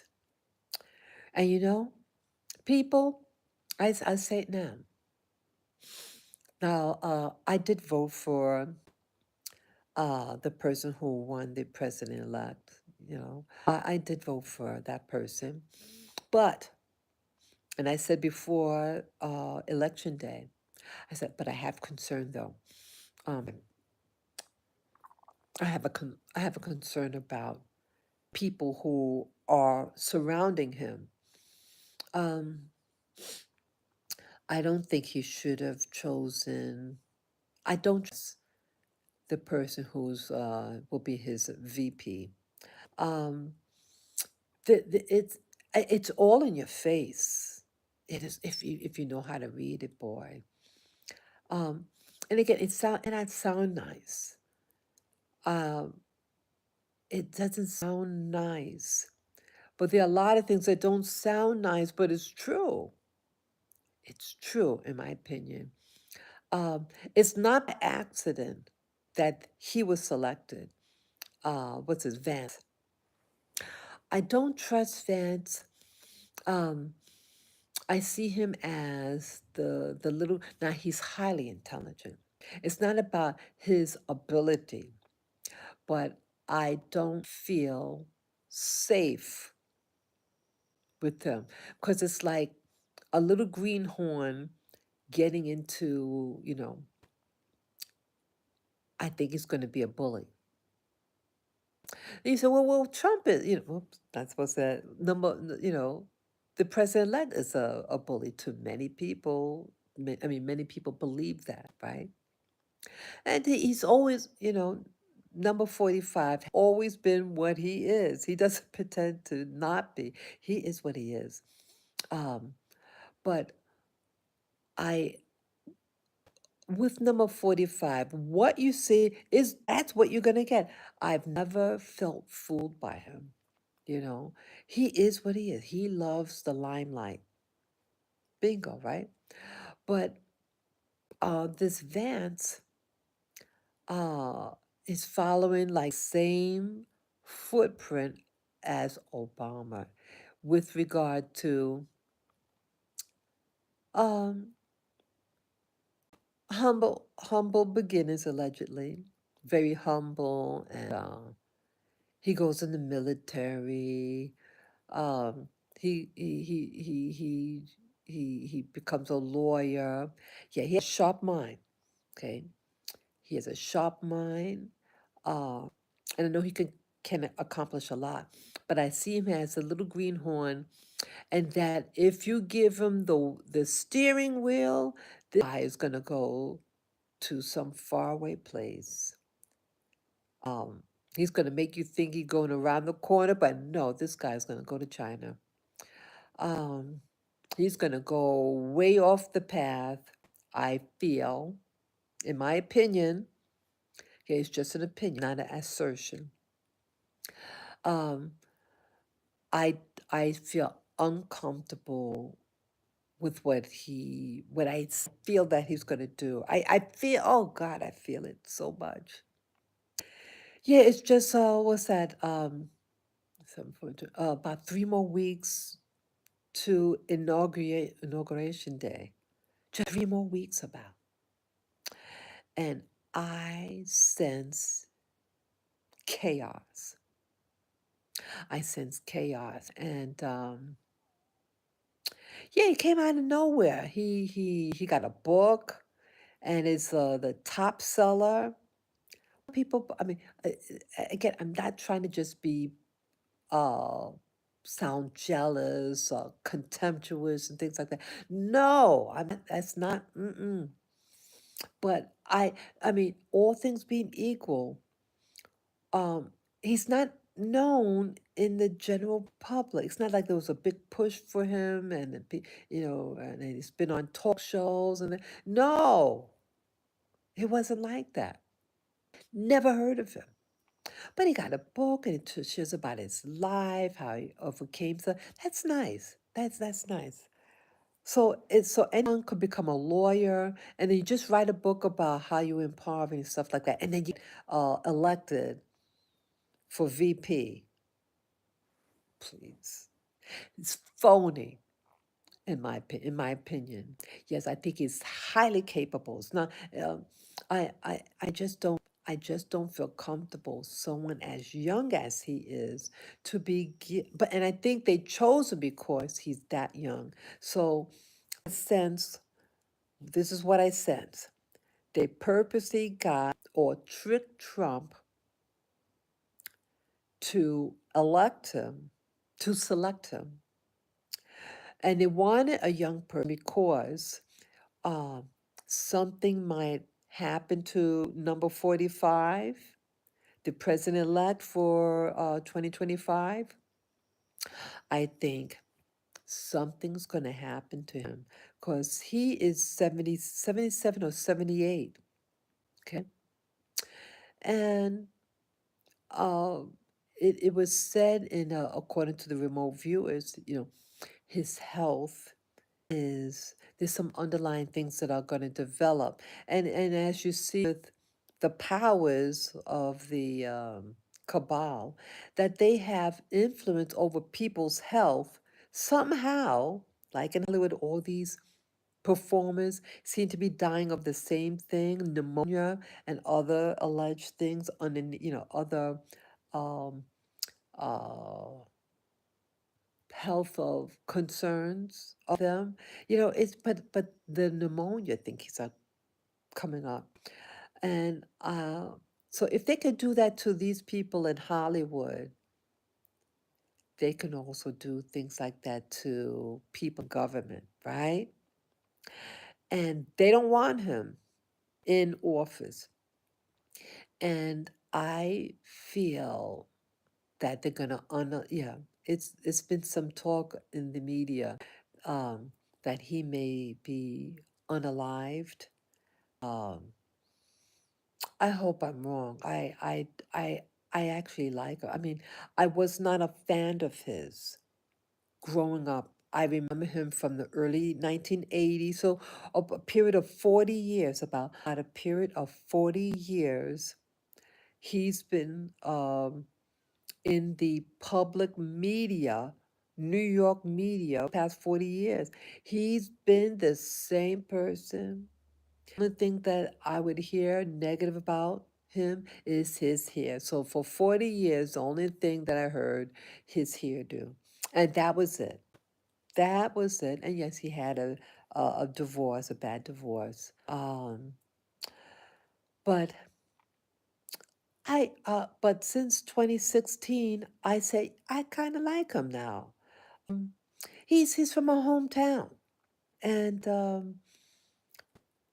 but I see the tenacity. I mean that the system wants to remove him, But I think that the same coin, but different sides of the coin, heads and tail, but it's the same coin. And I think that's what's happening with number 45, the president-elect for 2025. This is me again. I I sense something may happen to him, and other YouTubers as well have been suggesting that. Um, yeah, something. Mm, I don't want anything to happen to him. One YouTuber says that he feels that it's not going to be him, but a lookalike that they're going to put a plant in. But that doesn't make sense to me because number 45 is very arrogant and he only wants himself. He doesn't want to be out of the picture. They already made an attempt on him in July. Uh, they made several attempts. So you don't think they're gonna stop? Yeah, they're really trying to usher in this new system, and they need him xed out. Um, yeah, and then with the Far Side, that institution, they are remote views. They already mentioned about some post-election tragedy that's going to happen. Uh, so how's that going to fit in with the new president-elect? Is he going to be in that melee, according to Farsight? I mean, is Farsight possibly suggesting something in addition to DC, the people are going to be ruling DC, in office? That's what I'm getting at. That's what I'm getting at. I don't know, but I sense that something is up. And then they using the drones, so-called drones, um, and they are people. Also with the migrant situation, when it hit its peak, there are large numbers of people from China that sneaked through the border, in the thousands. And there's also a large number of people from China who are buying properties near military institutions. People, this is a coup, in my opinion. What they tried to do on July 13, 2024 was a coup attempt. And if that didn't fail, they're already setting up, in my opinion, based on data. And the data is there are many Chinese nationals who are buying up properties near U.S. military institutions. You think they're going to do something against these places? And it's like these mosquitoes. They work. People, and it's not. I am not anti-Chinese. I'm not anti-Chinese, but I am anti groups, governments who send over people to dismantle our country.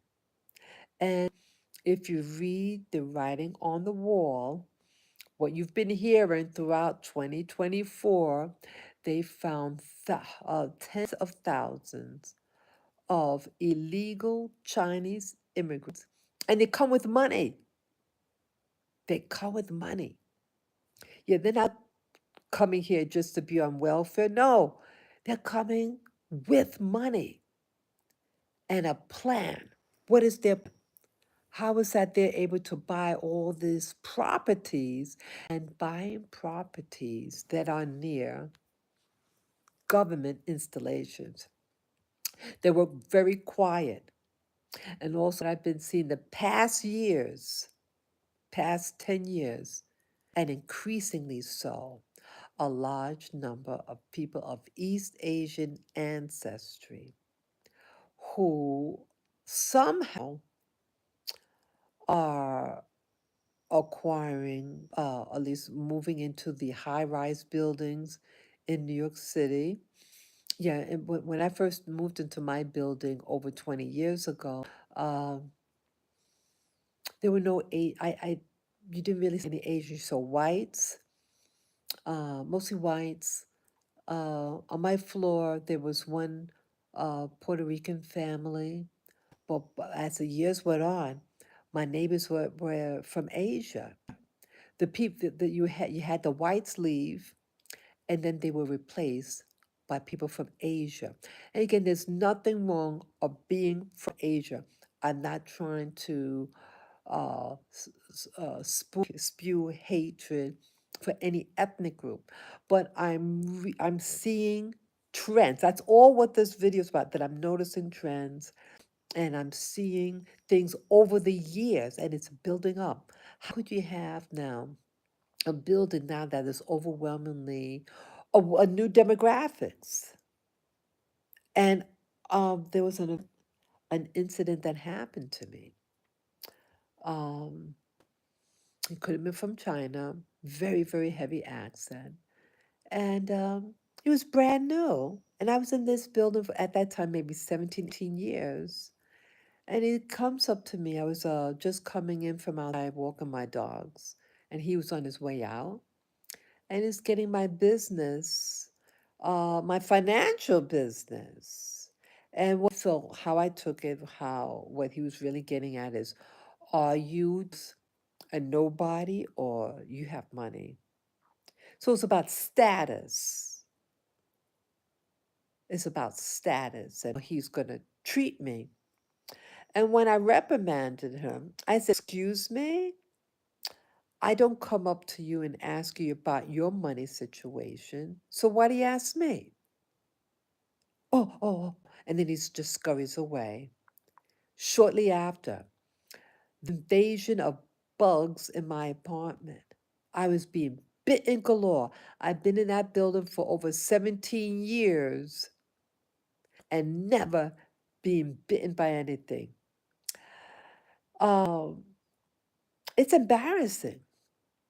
And I had to tell management, hey, I'm being bitten. And I also saw over the internet that time, what again, I know what it might sound like to some people. But when I saw a video of, it was a news report of what some individuals do to their neighbors from that part of the world. And they did it to their own, okay?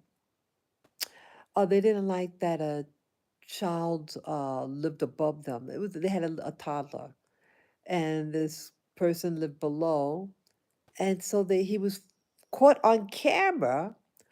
Put my mouth dropped. I said, that's probably what happened to me. That's what probably happened to me. There's an agenda.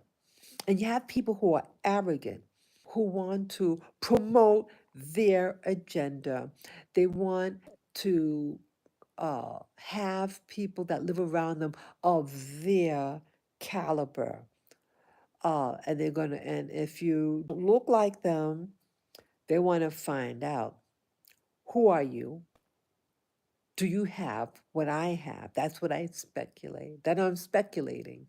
And when I didn't want to answer his question, see how arrogant? Guy had to repeat what he said 4 times because his accent was that heavy. And when I finally understood what he was asking, I said, excuse me? Oh, I was so indignant. I was angry at him. He got offended. And that's when shit happened to me. Never been there for 17 years at that time. Then I get attacked by the bugs. You don't see them. You wake up and you got all these marks on your body. Yeah.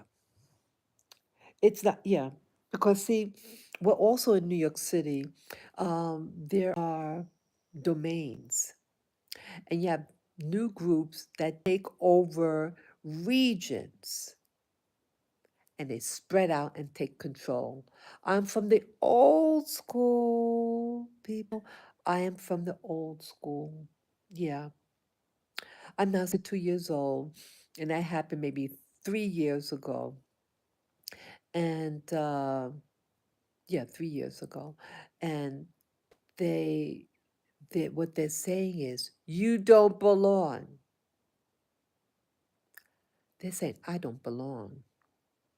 And this building and different pockets of the city are being given to these new immigrants. They are the new power structure in New York City. And they're bringing in, or the government, US government is bringing in to dismantle the old system. And again, I'm part of the old system. I'm the old mindset. I went through all the crap that happened to certain people, demographic, race in New York City. And they're removing the mighty whitey. They're moving them out. They set up this COVID. Where did, oops, not supposed to say that word. Where did this pathogen come from? Where did it come from? It came from the Xinhua. It came from Wuhan. Came from Wuhan. And they presented it there. It's in my opinion, it's warfare. It's a type of warfare. It was to dismantle the economic system in New York City, in my opinion, and even pre, 2020, there were things. The buildings are now overwhelmingly people from that part of the world. And they are allowed, they're being recruited in these Ivy League schools in New York City overwhelmingly. Overwhelmingly. And again, if you have the brains for the school, hey, God bless you. But how is it that um, you don't really see anybody else? It's like they're being hired. They come in through these student visas. Oh, they marry, and one even married someone. Well, I mean, I was told this situation. One even married someone who I know. This person who they used a female, and all of a sudden, this guy, um, like like they were using uh,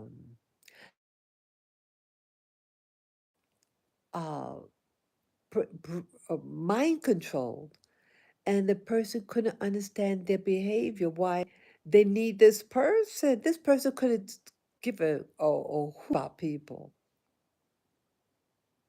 and all of a sudden he feels it's like I gotta have this I gotta have this person. This person couldn't want anybody. They're not that type of person. What happened? Well, China is a communist country. And don't they study things on mind control, social control, recruiting young women to attract vulnerable young men? Uh, Again, it's not about being anti. You marry who you want to marry. You like person of a different nationality, different race. That is your business. That is your business. And it's that this is not what this video is about. I am not trying to attack because someone is marrying someone from a different ethnic group, different nationality, or a different race. It's not about that. It's about what is happening behind the scenes and what you see. And so when I saw that, and when I remember when I was in college, I finished college, my master's in 2012, degree in 2012. And I was in college prior to that. I had an opportunity to go back. Yeah, I was a college dropout, and then I went back, and it back and forth, and then the last time I did it, I think it was 8 years. Yeah, 8 years. 8 consecutive years when I finished. I had completed the undergraduate and then the graduate. It could take forever, those 8 years. I gave it all that I got, and I'm tired. But yes, um, I remember the students that they were getting people from the Chinois, and they study that's one person they were studying economics. Here's my economics tutor. And then I remember one of the jobs I had in 2003. Um, yeah, they had, and again, I used to be a security guard. I did many occupations. And one of those occupations, I worked as security guard, and I worked for a leading bank in New York. And, one of the client was a bank that I worked at. I worked at the lot, they had me roam around, but I also had to work at the lobby where the elevators. And so I saw everybody who went in there. And I remember one incident. These ladies had to go to some type of interview, and they were all dressed the same. Either wore black, like in banking and finance, the dress is black. They were black with like a white blouse, black, and they had. It could have been 8 people because it was half and half. It was 6 to 8 people, and it was half and half. uh, Half of them white American, white people, excuse me, slash Caucasian, and the other half East Asian looking women, very young. They look very, very young. They're like, new college grads, so they're probably in their early 20s. They look polished, very, very polished, very professional looking. And they were to come in, they came in early in the morning, and they had to stand the elevator, but in the lobby by the elevators, and someone had to escort them in. But I remember that. I said, all things being equal, can you have New York City? You have all types of people. Oh, certain people are being recruited.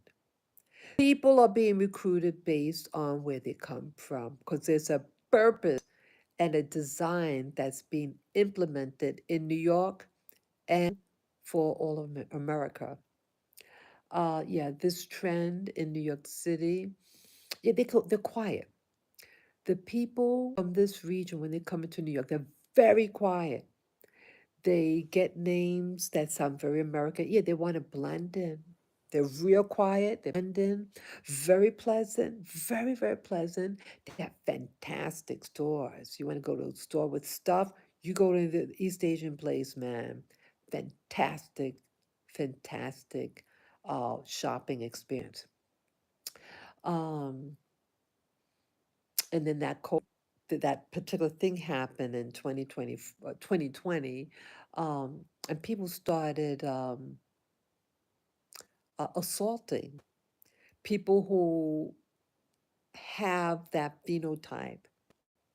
And then I think they passed a bill to protect that demographic. And no one should be beaten on. No one. No one. I do not promote physical violence against anyone. Oh, no. I did speak up and did a video, said to stop that. Oh, yes, I did speak out. I said, do not do that. Do not beat them up. Oh, yeah. I was very specific. Um, so I think that was put into place. That law was put into place because I sense that something is happening in New York City and throughout America, a possible, again, another targeting when they start to take over businesses, land rights, and you're going to be out the door. And if you touch them, uh, well, they have special hate laws now. You touch them, they're a protected group. See that? That's what I see what's going to happen. So so things are done. Gonna then implement new laws, mandates, etc., to put these safety guidelines, safety holes in place. So when the full thing hits, they're protected. Okay. Yeah, I saw this trend.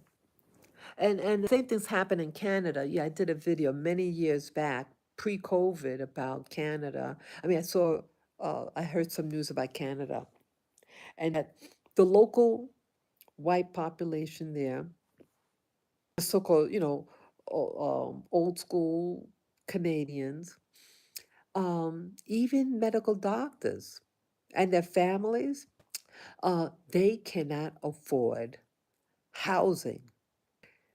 These people, their parents are doctors, and then the kids are starting out. They can't afford it. They cannot afford a basic house in Canada, but somebody can. Yep. How is that? How is that you can't buy a house and you come from money? Your parents are professional. Same as in New York. You cannot, if you're just starting out in New York City, yeah, you could go to school. You know what? You can't afford. You can't afford those homes. But who's buying the homes? Where my folks live?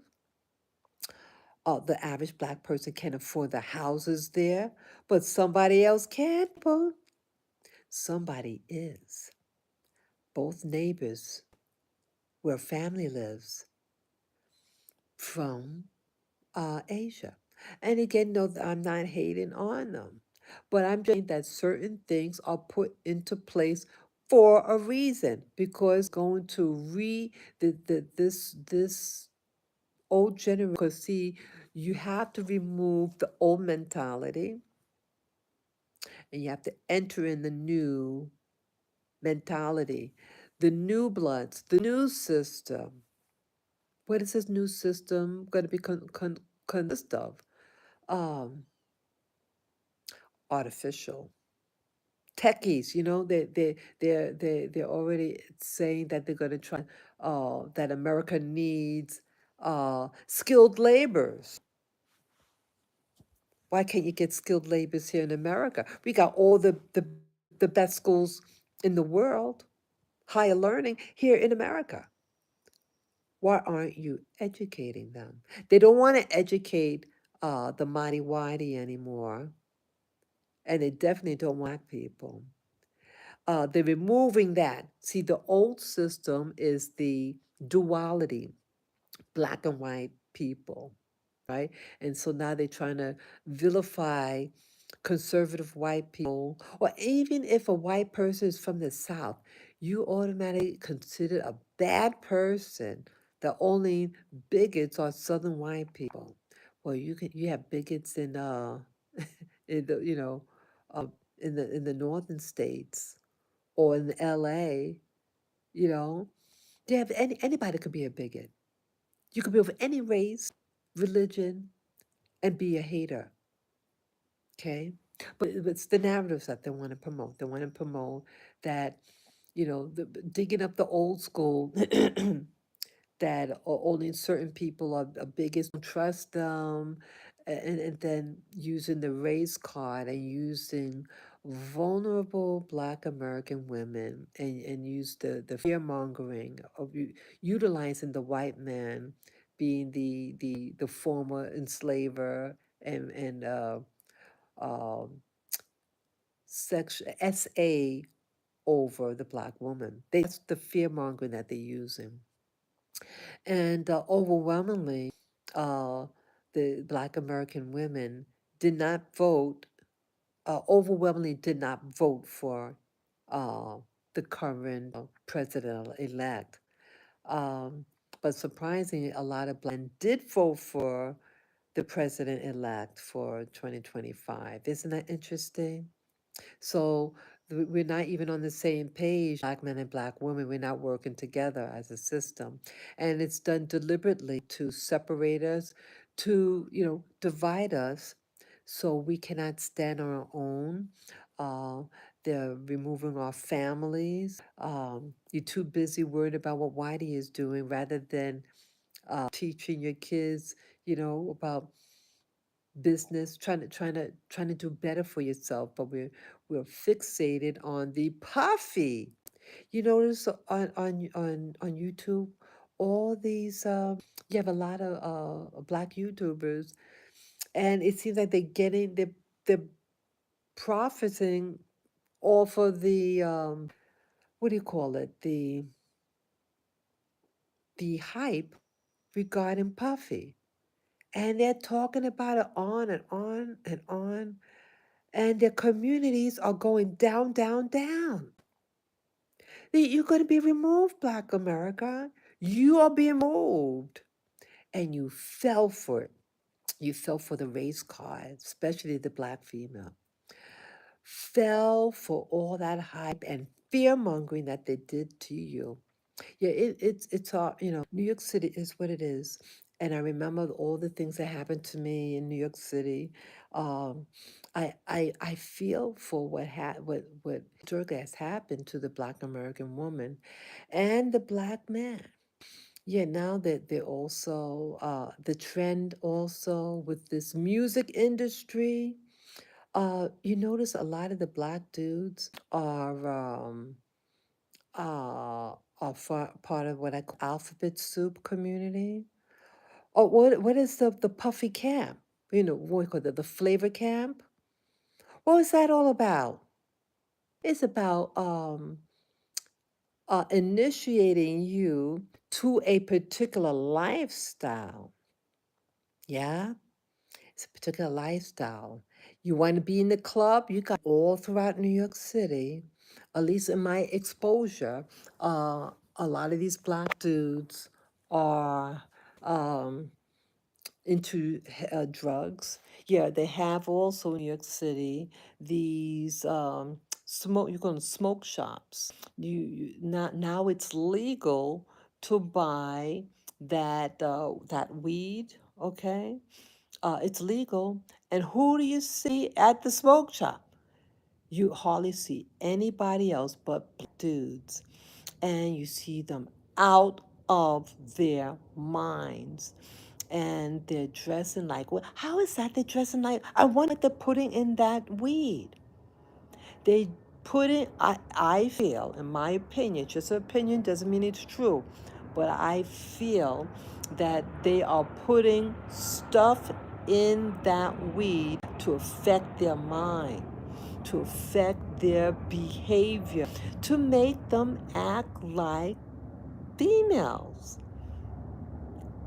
But when they dress like they're cuckoo. They had this weird wig that's lopsided, this weird ass color. Their their clothes, they even, I was told that they even have a hangout spot in Midtown on 30 something street for these troubled dudes to hang out in.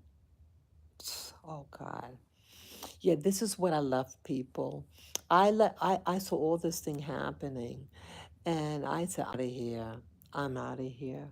I felt the writing on the wall, and the people who are they're shifting everything, shifting the white money. Many of them left. They left a long time ago. The business, what you know it as, gone. Like I used to hang out in the village, as I mentioned earlier in this live stream. It's gone. They're gone. They left. Um, and it's just the Wild West now, Wild Wild West in New York City. Um, and the drones are there. And Jersey is right next door. A lot of people in Jersey work and or live.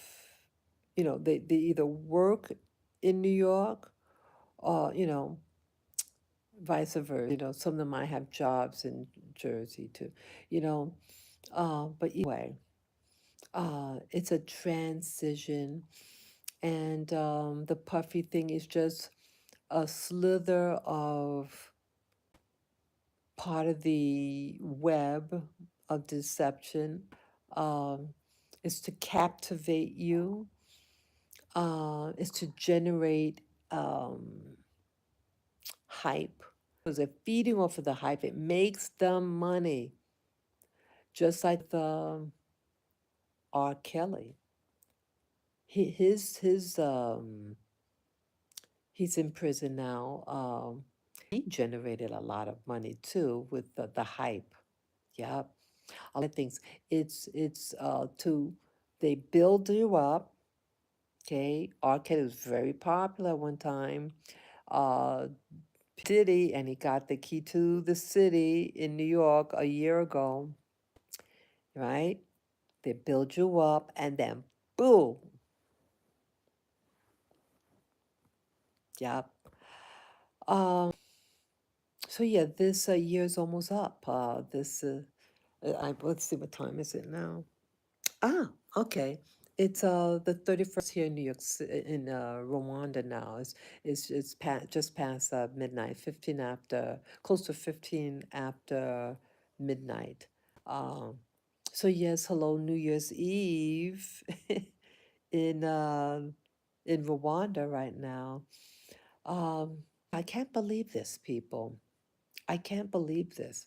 This year's almost up here in Rwanda, and I escaped. I escaped New York City. I'm sad. Yeah, that toilet roll is up, boy. You pull on it, it's pulling fast right now. As I mentioned earlier in the live stream, Jimmy Carter, the phone was my favorite president, at that time. Again, I was just a little girl. I was just maybe 15 years old, 14, 15 years old, and no, 16. Um, but he was my president. He was the peanut man. So again, my condolences to him, to his family and friends, and America who remembered him. Again, it's something. The old school, the old system is being removed. So all these people who are dying now.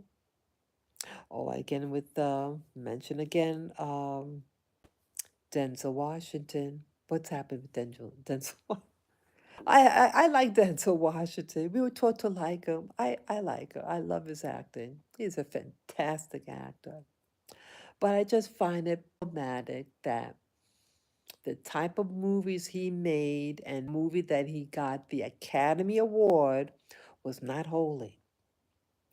And now he wants to be a preacher. Just got baptized and he just turned 70 last week on I think the 28th, December 28th. Yeah. And if it was, let me just say, if it was anybody else, I would say, really be feeling like, uh-oh. But it's like I feel like I'm not supposed to feel this way because it's Denzel. We all love Denzel. I I I just think it's telling. At this scandal with Puffy and his being dug up all of a sudden, and again, I never heard anything negative about him prior, until this year. Yeah. Um, you have many of the Hollywood leaving the country, like DeGeneres, uh, Sheena. I think her lover, the wife, or I think they just got divorced or separated or another death or something. Yeah, somebody else she was involved in passed away. These are young women. Yeah, that's the other. Yeah, the people. Sorry, people are. all these people that seem to be talking about certain things, uh, involvement with certain people, it just, how does this statistically happen at this rate? It seems like entertainment business um, has people, young people, being demised at an early age. I feel it's the probability of something like this happening. It doesn't, it, I feel something's up, you know? Um, so where's Hollywood gonna go now? What is gonna, excuse me, what's gonna happen in Hollywood? If these alleged events is to happen in the very near future, again with the alleged drones, with war capability, weaponry attached to them, how is Hollywood going to live through? I mean, what's going to happen?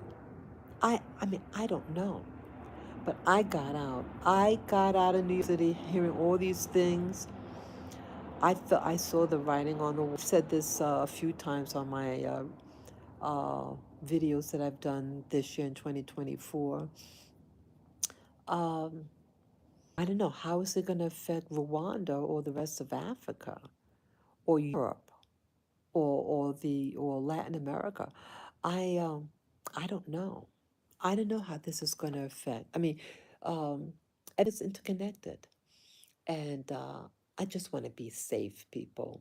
I knew I wasn't safe in New York, and boy, I don't know how I would have responded hearing about the drones. I have family in New Jersey. I have family in New York.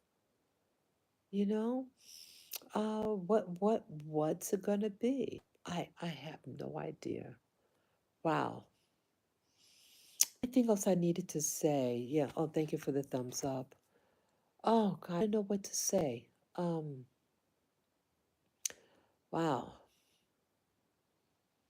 Yeah, things are gonna happen quickly, and oh God, I'm just thinking that they're pushing this new what do you call it? They call it the pole. So the new ages call it the pole shift. Um, age of Aquarius. Um, is it life is about cycles. This is just an end to a cycle. This is the end of a cycle, and they're bringing in a new cycle. They getting rid of the old school. I'm really sad, people, about this. I want this to be a better year for me. Yeah, my little doggy over there. Yeah, I can't change. You know, sorry. Um, I'm part of a system, and it affects me. I affect it. I guess in some level. Uh, I think I made the right choice, and I did tell my share videos with family what I think what's going on. But see, I mean, my ears, I must be nervous. I'm sorry. Um, I just see the writing on the wall. And, yeah, I told the person I know that lives in Jersey, I said, I shared them a video, get out, get out. Yeah, it's worldwide. It's worldwide, these drones. Um, let me tell you, oh, almost forgot. Yeah, I know this is long-winded. Yeah, I just want to, for 20, I want to let people know little things that's happening. I think there's going to be more paranormals happening. Yeah, interesting. Yeah, 5 years ago this time, I was experiencing some phenomena, and a recent phenomenon happened to me Oh, hey, Marie. Yeah, pole shift is happening with the yeah, yeah, yeah. Hey, girl. Yeah, hello. Yeah, first time I saw you, saw your name, at least noticing your name. Yes, welcome, welcome. What state are you from, or what country are you from? If you feel comfortable to share that. Yes. What was I just saying now? Oh, some things has happened to me, and I've mentioned before that the veil of this new system is thin right now.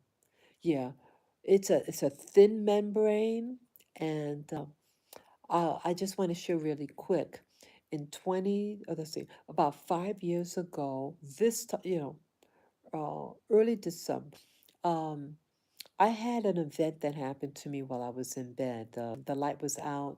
I was sitting up, and then a bright light, a light like a bright, bright white light, hit me in my eye like boom, and then the other eye, boom, like within 3 seconds. This happened to me. I was scared. I said, "Oh shoot, am I having a?" I thought maybe it was a stroke or something like that. I was scared. I go, you better go to the eye doctor, and they couldn't find anything wrong, but something happened, and shortly after that, that happened just days before my birthday. My birthday is early December, and then my birthday came, and I was watching this paranormal movie. Yeah, I haven't seen the movie since because I think it kind of, you know, I was watching, oh, what do you call it? The Sixth Sense with Bruce Willis for The Passengers, which was about it featured this lady, and she's a therapist, and she has an awakening. And the movies are very, very similar. It's about people that died but know that they were dead. In a nutshell, they're both fantastic movies, but the movie that gripped me real hard was Passengers.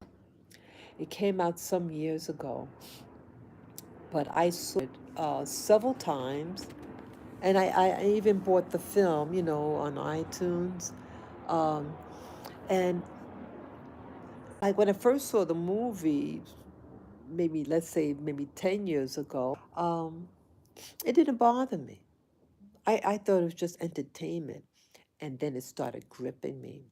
And when I started, I watched it, this organization that I was to learn to astral projection. Yeah, they have places like that in New York City. Yeah, they closed the New York City office because of the pandemic that happened in 2020.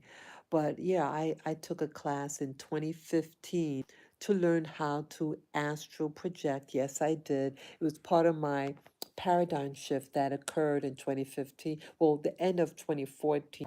Then 2015, I went for it and started exposing myself to different things to try to teach me how to think outside of the box. And and at that place, they played that movie, Passengers, and I started burst out crying. At the end, I could believe it in public. It was a small room. It was just a handful of people, and I started to cry publicly. It affected me. So 5 years ago, I watched the movie again for my birthday. I just wanted to chill out that day. And so I watched those two movies from 6 o'clock till the end of the second movie. And I think that last movie I was watching was actually um, Passengers. And I was grieving watching the movie. I was crying a little bit, just I was sobbing. And then a paranormal thing happened to me, people. Yeah, I'm watching the movie, and I shared this before when it happened. There's a bright light shining on this side of my cheek, and I'm looking at the screen. Like right now, my face is illuminated because the monitor's on that I'm watching. That's in front of me. Um, but why is just you see light reflecting off this cheek? So I looked down like this and I saw it, people. An orb. I saw an orb. It was beautiful. It was the first time ever me seeing something like this. Um, Again, this was what year? This was the late 2019. For whatever reason, I thought it was late 2020, but it could have actually been 2019 on my birthday. And I see this orb. It was had a ray of rays of light emanating from it. It was the size of a marble, a child's marble, pure white, and you could see each strand of rays, the ray of light, and it was right there, right off of my cheek, and then it moved diagonally across my face to the point right there, and I was like, look at it like that, and then it disappeared.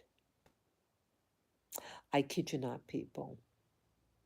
I saw it, and I knew about. Again, it's the first time I ever saw anything like that, and never saw anything like that since. But my reasoning, my understanding about paranormal, metaphysics, um, that you have things that could materialize and then dematerialize. But just because it dematerialized doesn't mean that it left. It just means that it changed its energy, its frequency, and uh, we have what's called different spectrums, different wavelengths. And you could, they have devices that are able to look into the invisible energy spectrum, such as ultraviolet or infrared spectrum. But it was the ultraviolet. Wait a minute. Right, infrared. And this spectrum, light spectrum, is invisible to our eyes, but you can a security camera that could that could see into the darkness slash the invisible energy frequencies. And you turn it on and it shows you, it shows you what's there. Just because you don't see something doesn't mean that nothing is there. And I repeat, excuse me, the mosquito, just because you don't see anything doesn't mean that nothing's there. There's an invisible realm spectrum, light spectrum, that exists that our eyes, our naked eyes, not see. But with the aid of infrared goggles or security cameras that are designed to see in darkness, it can see them. And so I said, I'm going to buy one. And that's what I did. And I have one of the cameras right there in front of me. I brought it with me. And yes, they are all over. Remember in 2020, 2021, I did a lot of videos showing those orbs. Yeah, the video that I took, I did multiple videos. It did not show the ray of lights, but it did show orbs. They look like they have a membrane on them. They're usually round, but sometimes they can look like almost like a bird, like a body of a bird, but a head of a person. I kid you not. I've showed it on my videos. Yeah, I have another channel called um, Orb Whisperer. Orb Whisperer. Well, there are actually two Orb Whisperers. Only one of them is mine. Mine has my face up, has me on it, a picture of me lying in bed asleep, and an orb to near my body. Yeah, it's that one, Orb Whisperer. And I had showcased videos, short videos. Some of them are long. I did a compilation of a number of videos and created some long videos. Most of them are short clips, and you see for yourself. They have like a membrane, like the outer edge is composed of this one thing, and then inside it's something else. Some of them look like curly cubes. Some of them look like spikies, as I call them. What else? They some of them move in unison. Some of them move like they're a flock of something, round and they're racing, racing, racing, going through my room. And it seems like that I capture these orbs, as I call them, if the camera is in a certain angle. I don't understand it. It's like back in New York, I had it facing the same direction as my bed, and I would see them. But then I changed it and put it perpendicular to the bed. What was it? Wait a minute. I'm trying to remember.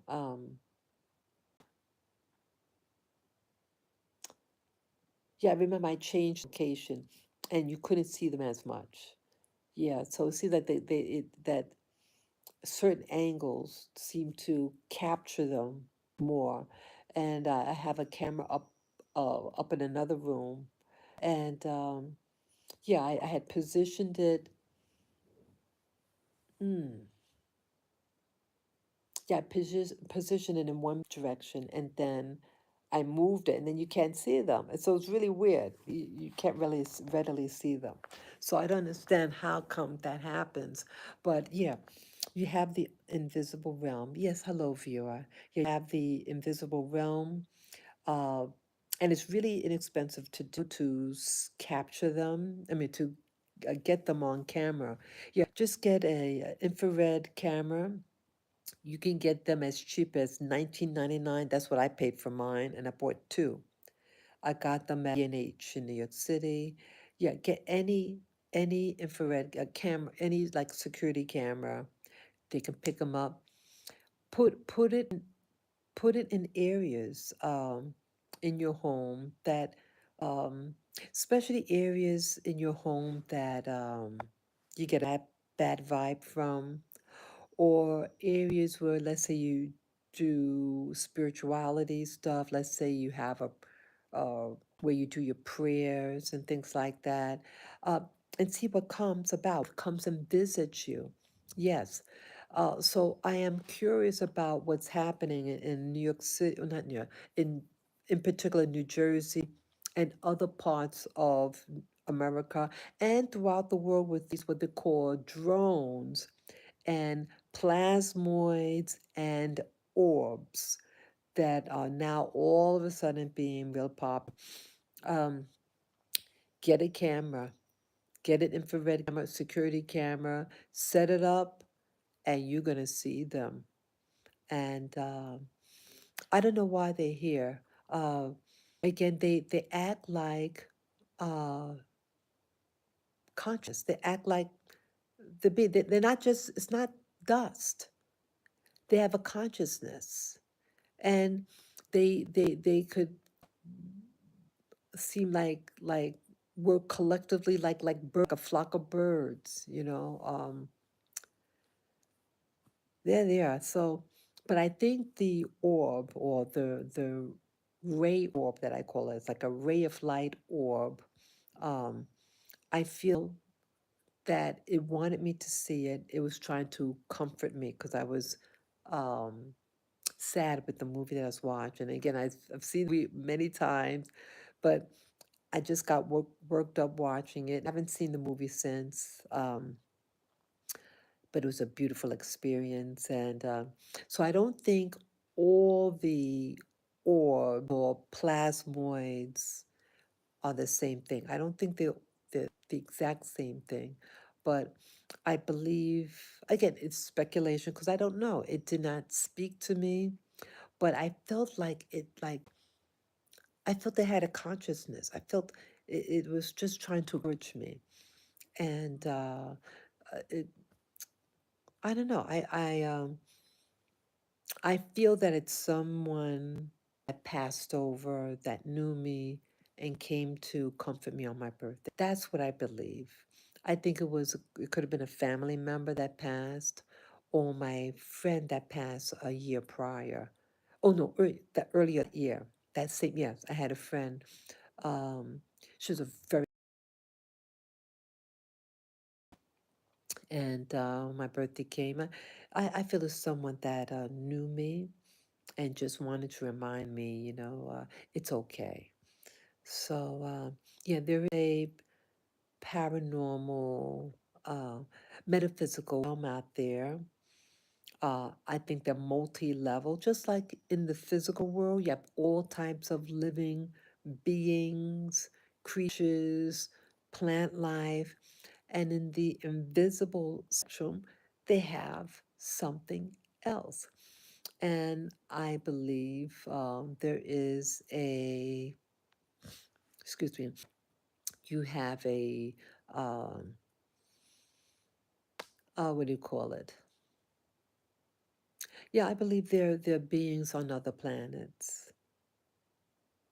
I believe there's beings on the planet. Um, oh, that leads me to what I was thinking about Elon Musk. Yeah, I don't trust him either.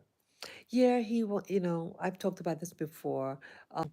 He got on the Trump train a couple of months ago. But he's getting his hands in things. He is a multi-billionaire, and he's stepping on toes. He is buying up social medias, and you have other people buying different medias. And you ask yourself, why? Control. He wants to be perceived as a good guy. Just like who else started out as a good guy? But what was that? Um, Bill Gates. Yeah, they had toasted him back in the 1990s. He was the it man, and everybody used to trust him because he wears a sweater. Like they want to be look cool. Hey, I'm cool. I don't wear fancy clothes. He doesn't have to. He doesn't have to just fancy because he has control. He had a monopoly, and now he buys buku amount of land. Um, you don't think he's going to control the agriculture? Why that much land? I mean, come on, retire, enjoy your life. But it's about control. But initially, everybody loved him. Everybody even donated to his organization. I did many years ago, or over 20 years ago, I think. It could have been 20. Um, and now you got Elon Musk. Yeah, he's a foreigner. He's from South Africa. He was born under the apartheid system, and he's in America now. I don't know how long. He's in very Americanized, uh, and now it's like he has a lot of children, but he just came out of the woodworks. I mean, he created. I think he was behind PayPal. He might have started PayPal. And then he has this car, the Tesla cars. And it's like, but isn't these electric cars, they're dangerous in salt water. There's a lot of flooding in New York City and all over, all this, what you call climate change. It's manipulation, it's weather manipulation, in my opinion. And so, how is salt water and climate change going to mesh well with these electric cars? The batteries are very delicate and they explode. In New York City, you have a rise in e-bikes, and the batteries you find exploding on you. Why is this? Excuse me. Yeah, so doesn't he pretty much have a monopoly already on these electric cars? I mean, I have been hearing about, even in Rwanda, someone is opening up a company and electric cars,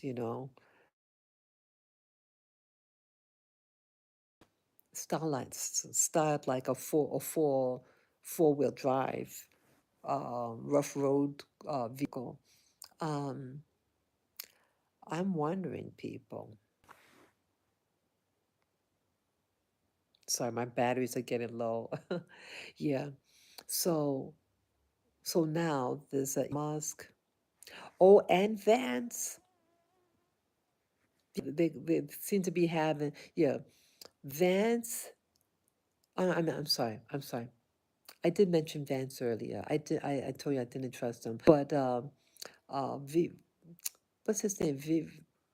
What's his name? Yep, Elon Musk and the guy from Asia. He could have been born in America, but he's like South Asian ancestry.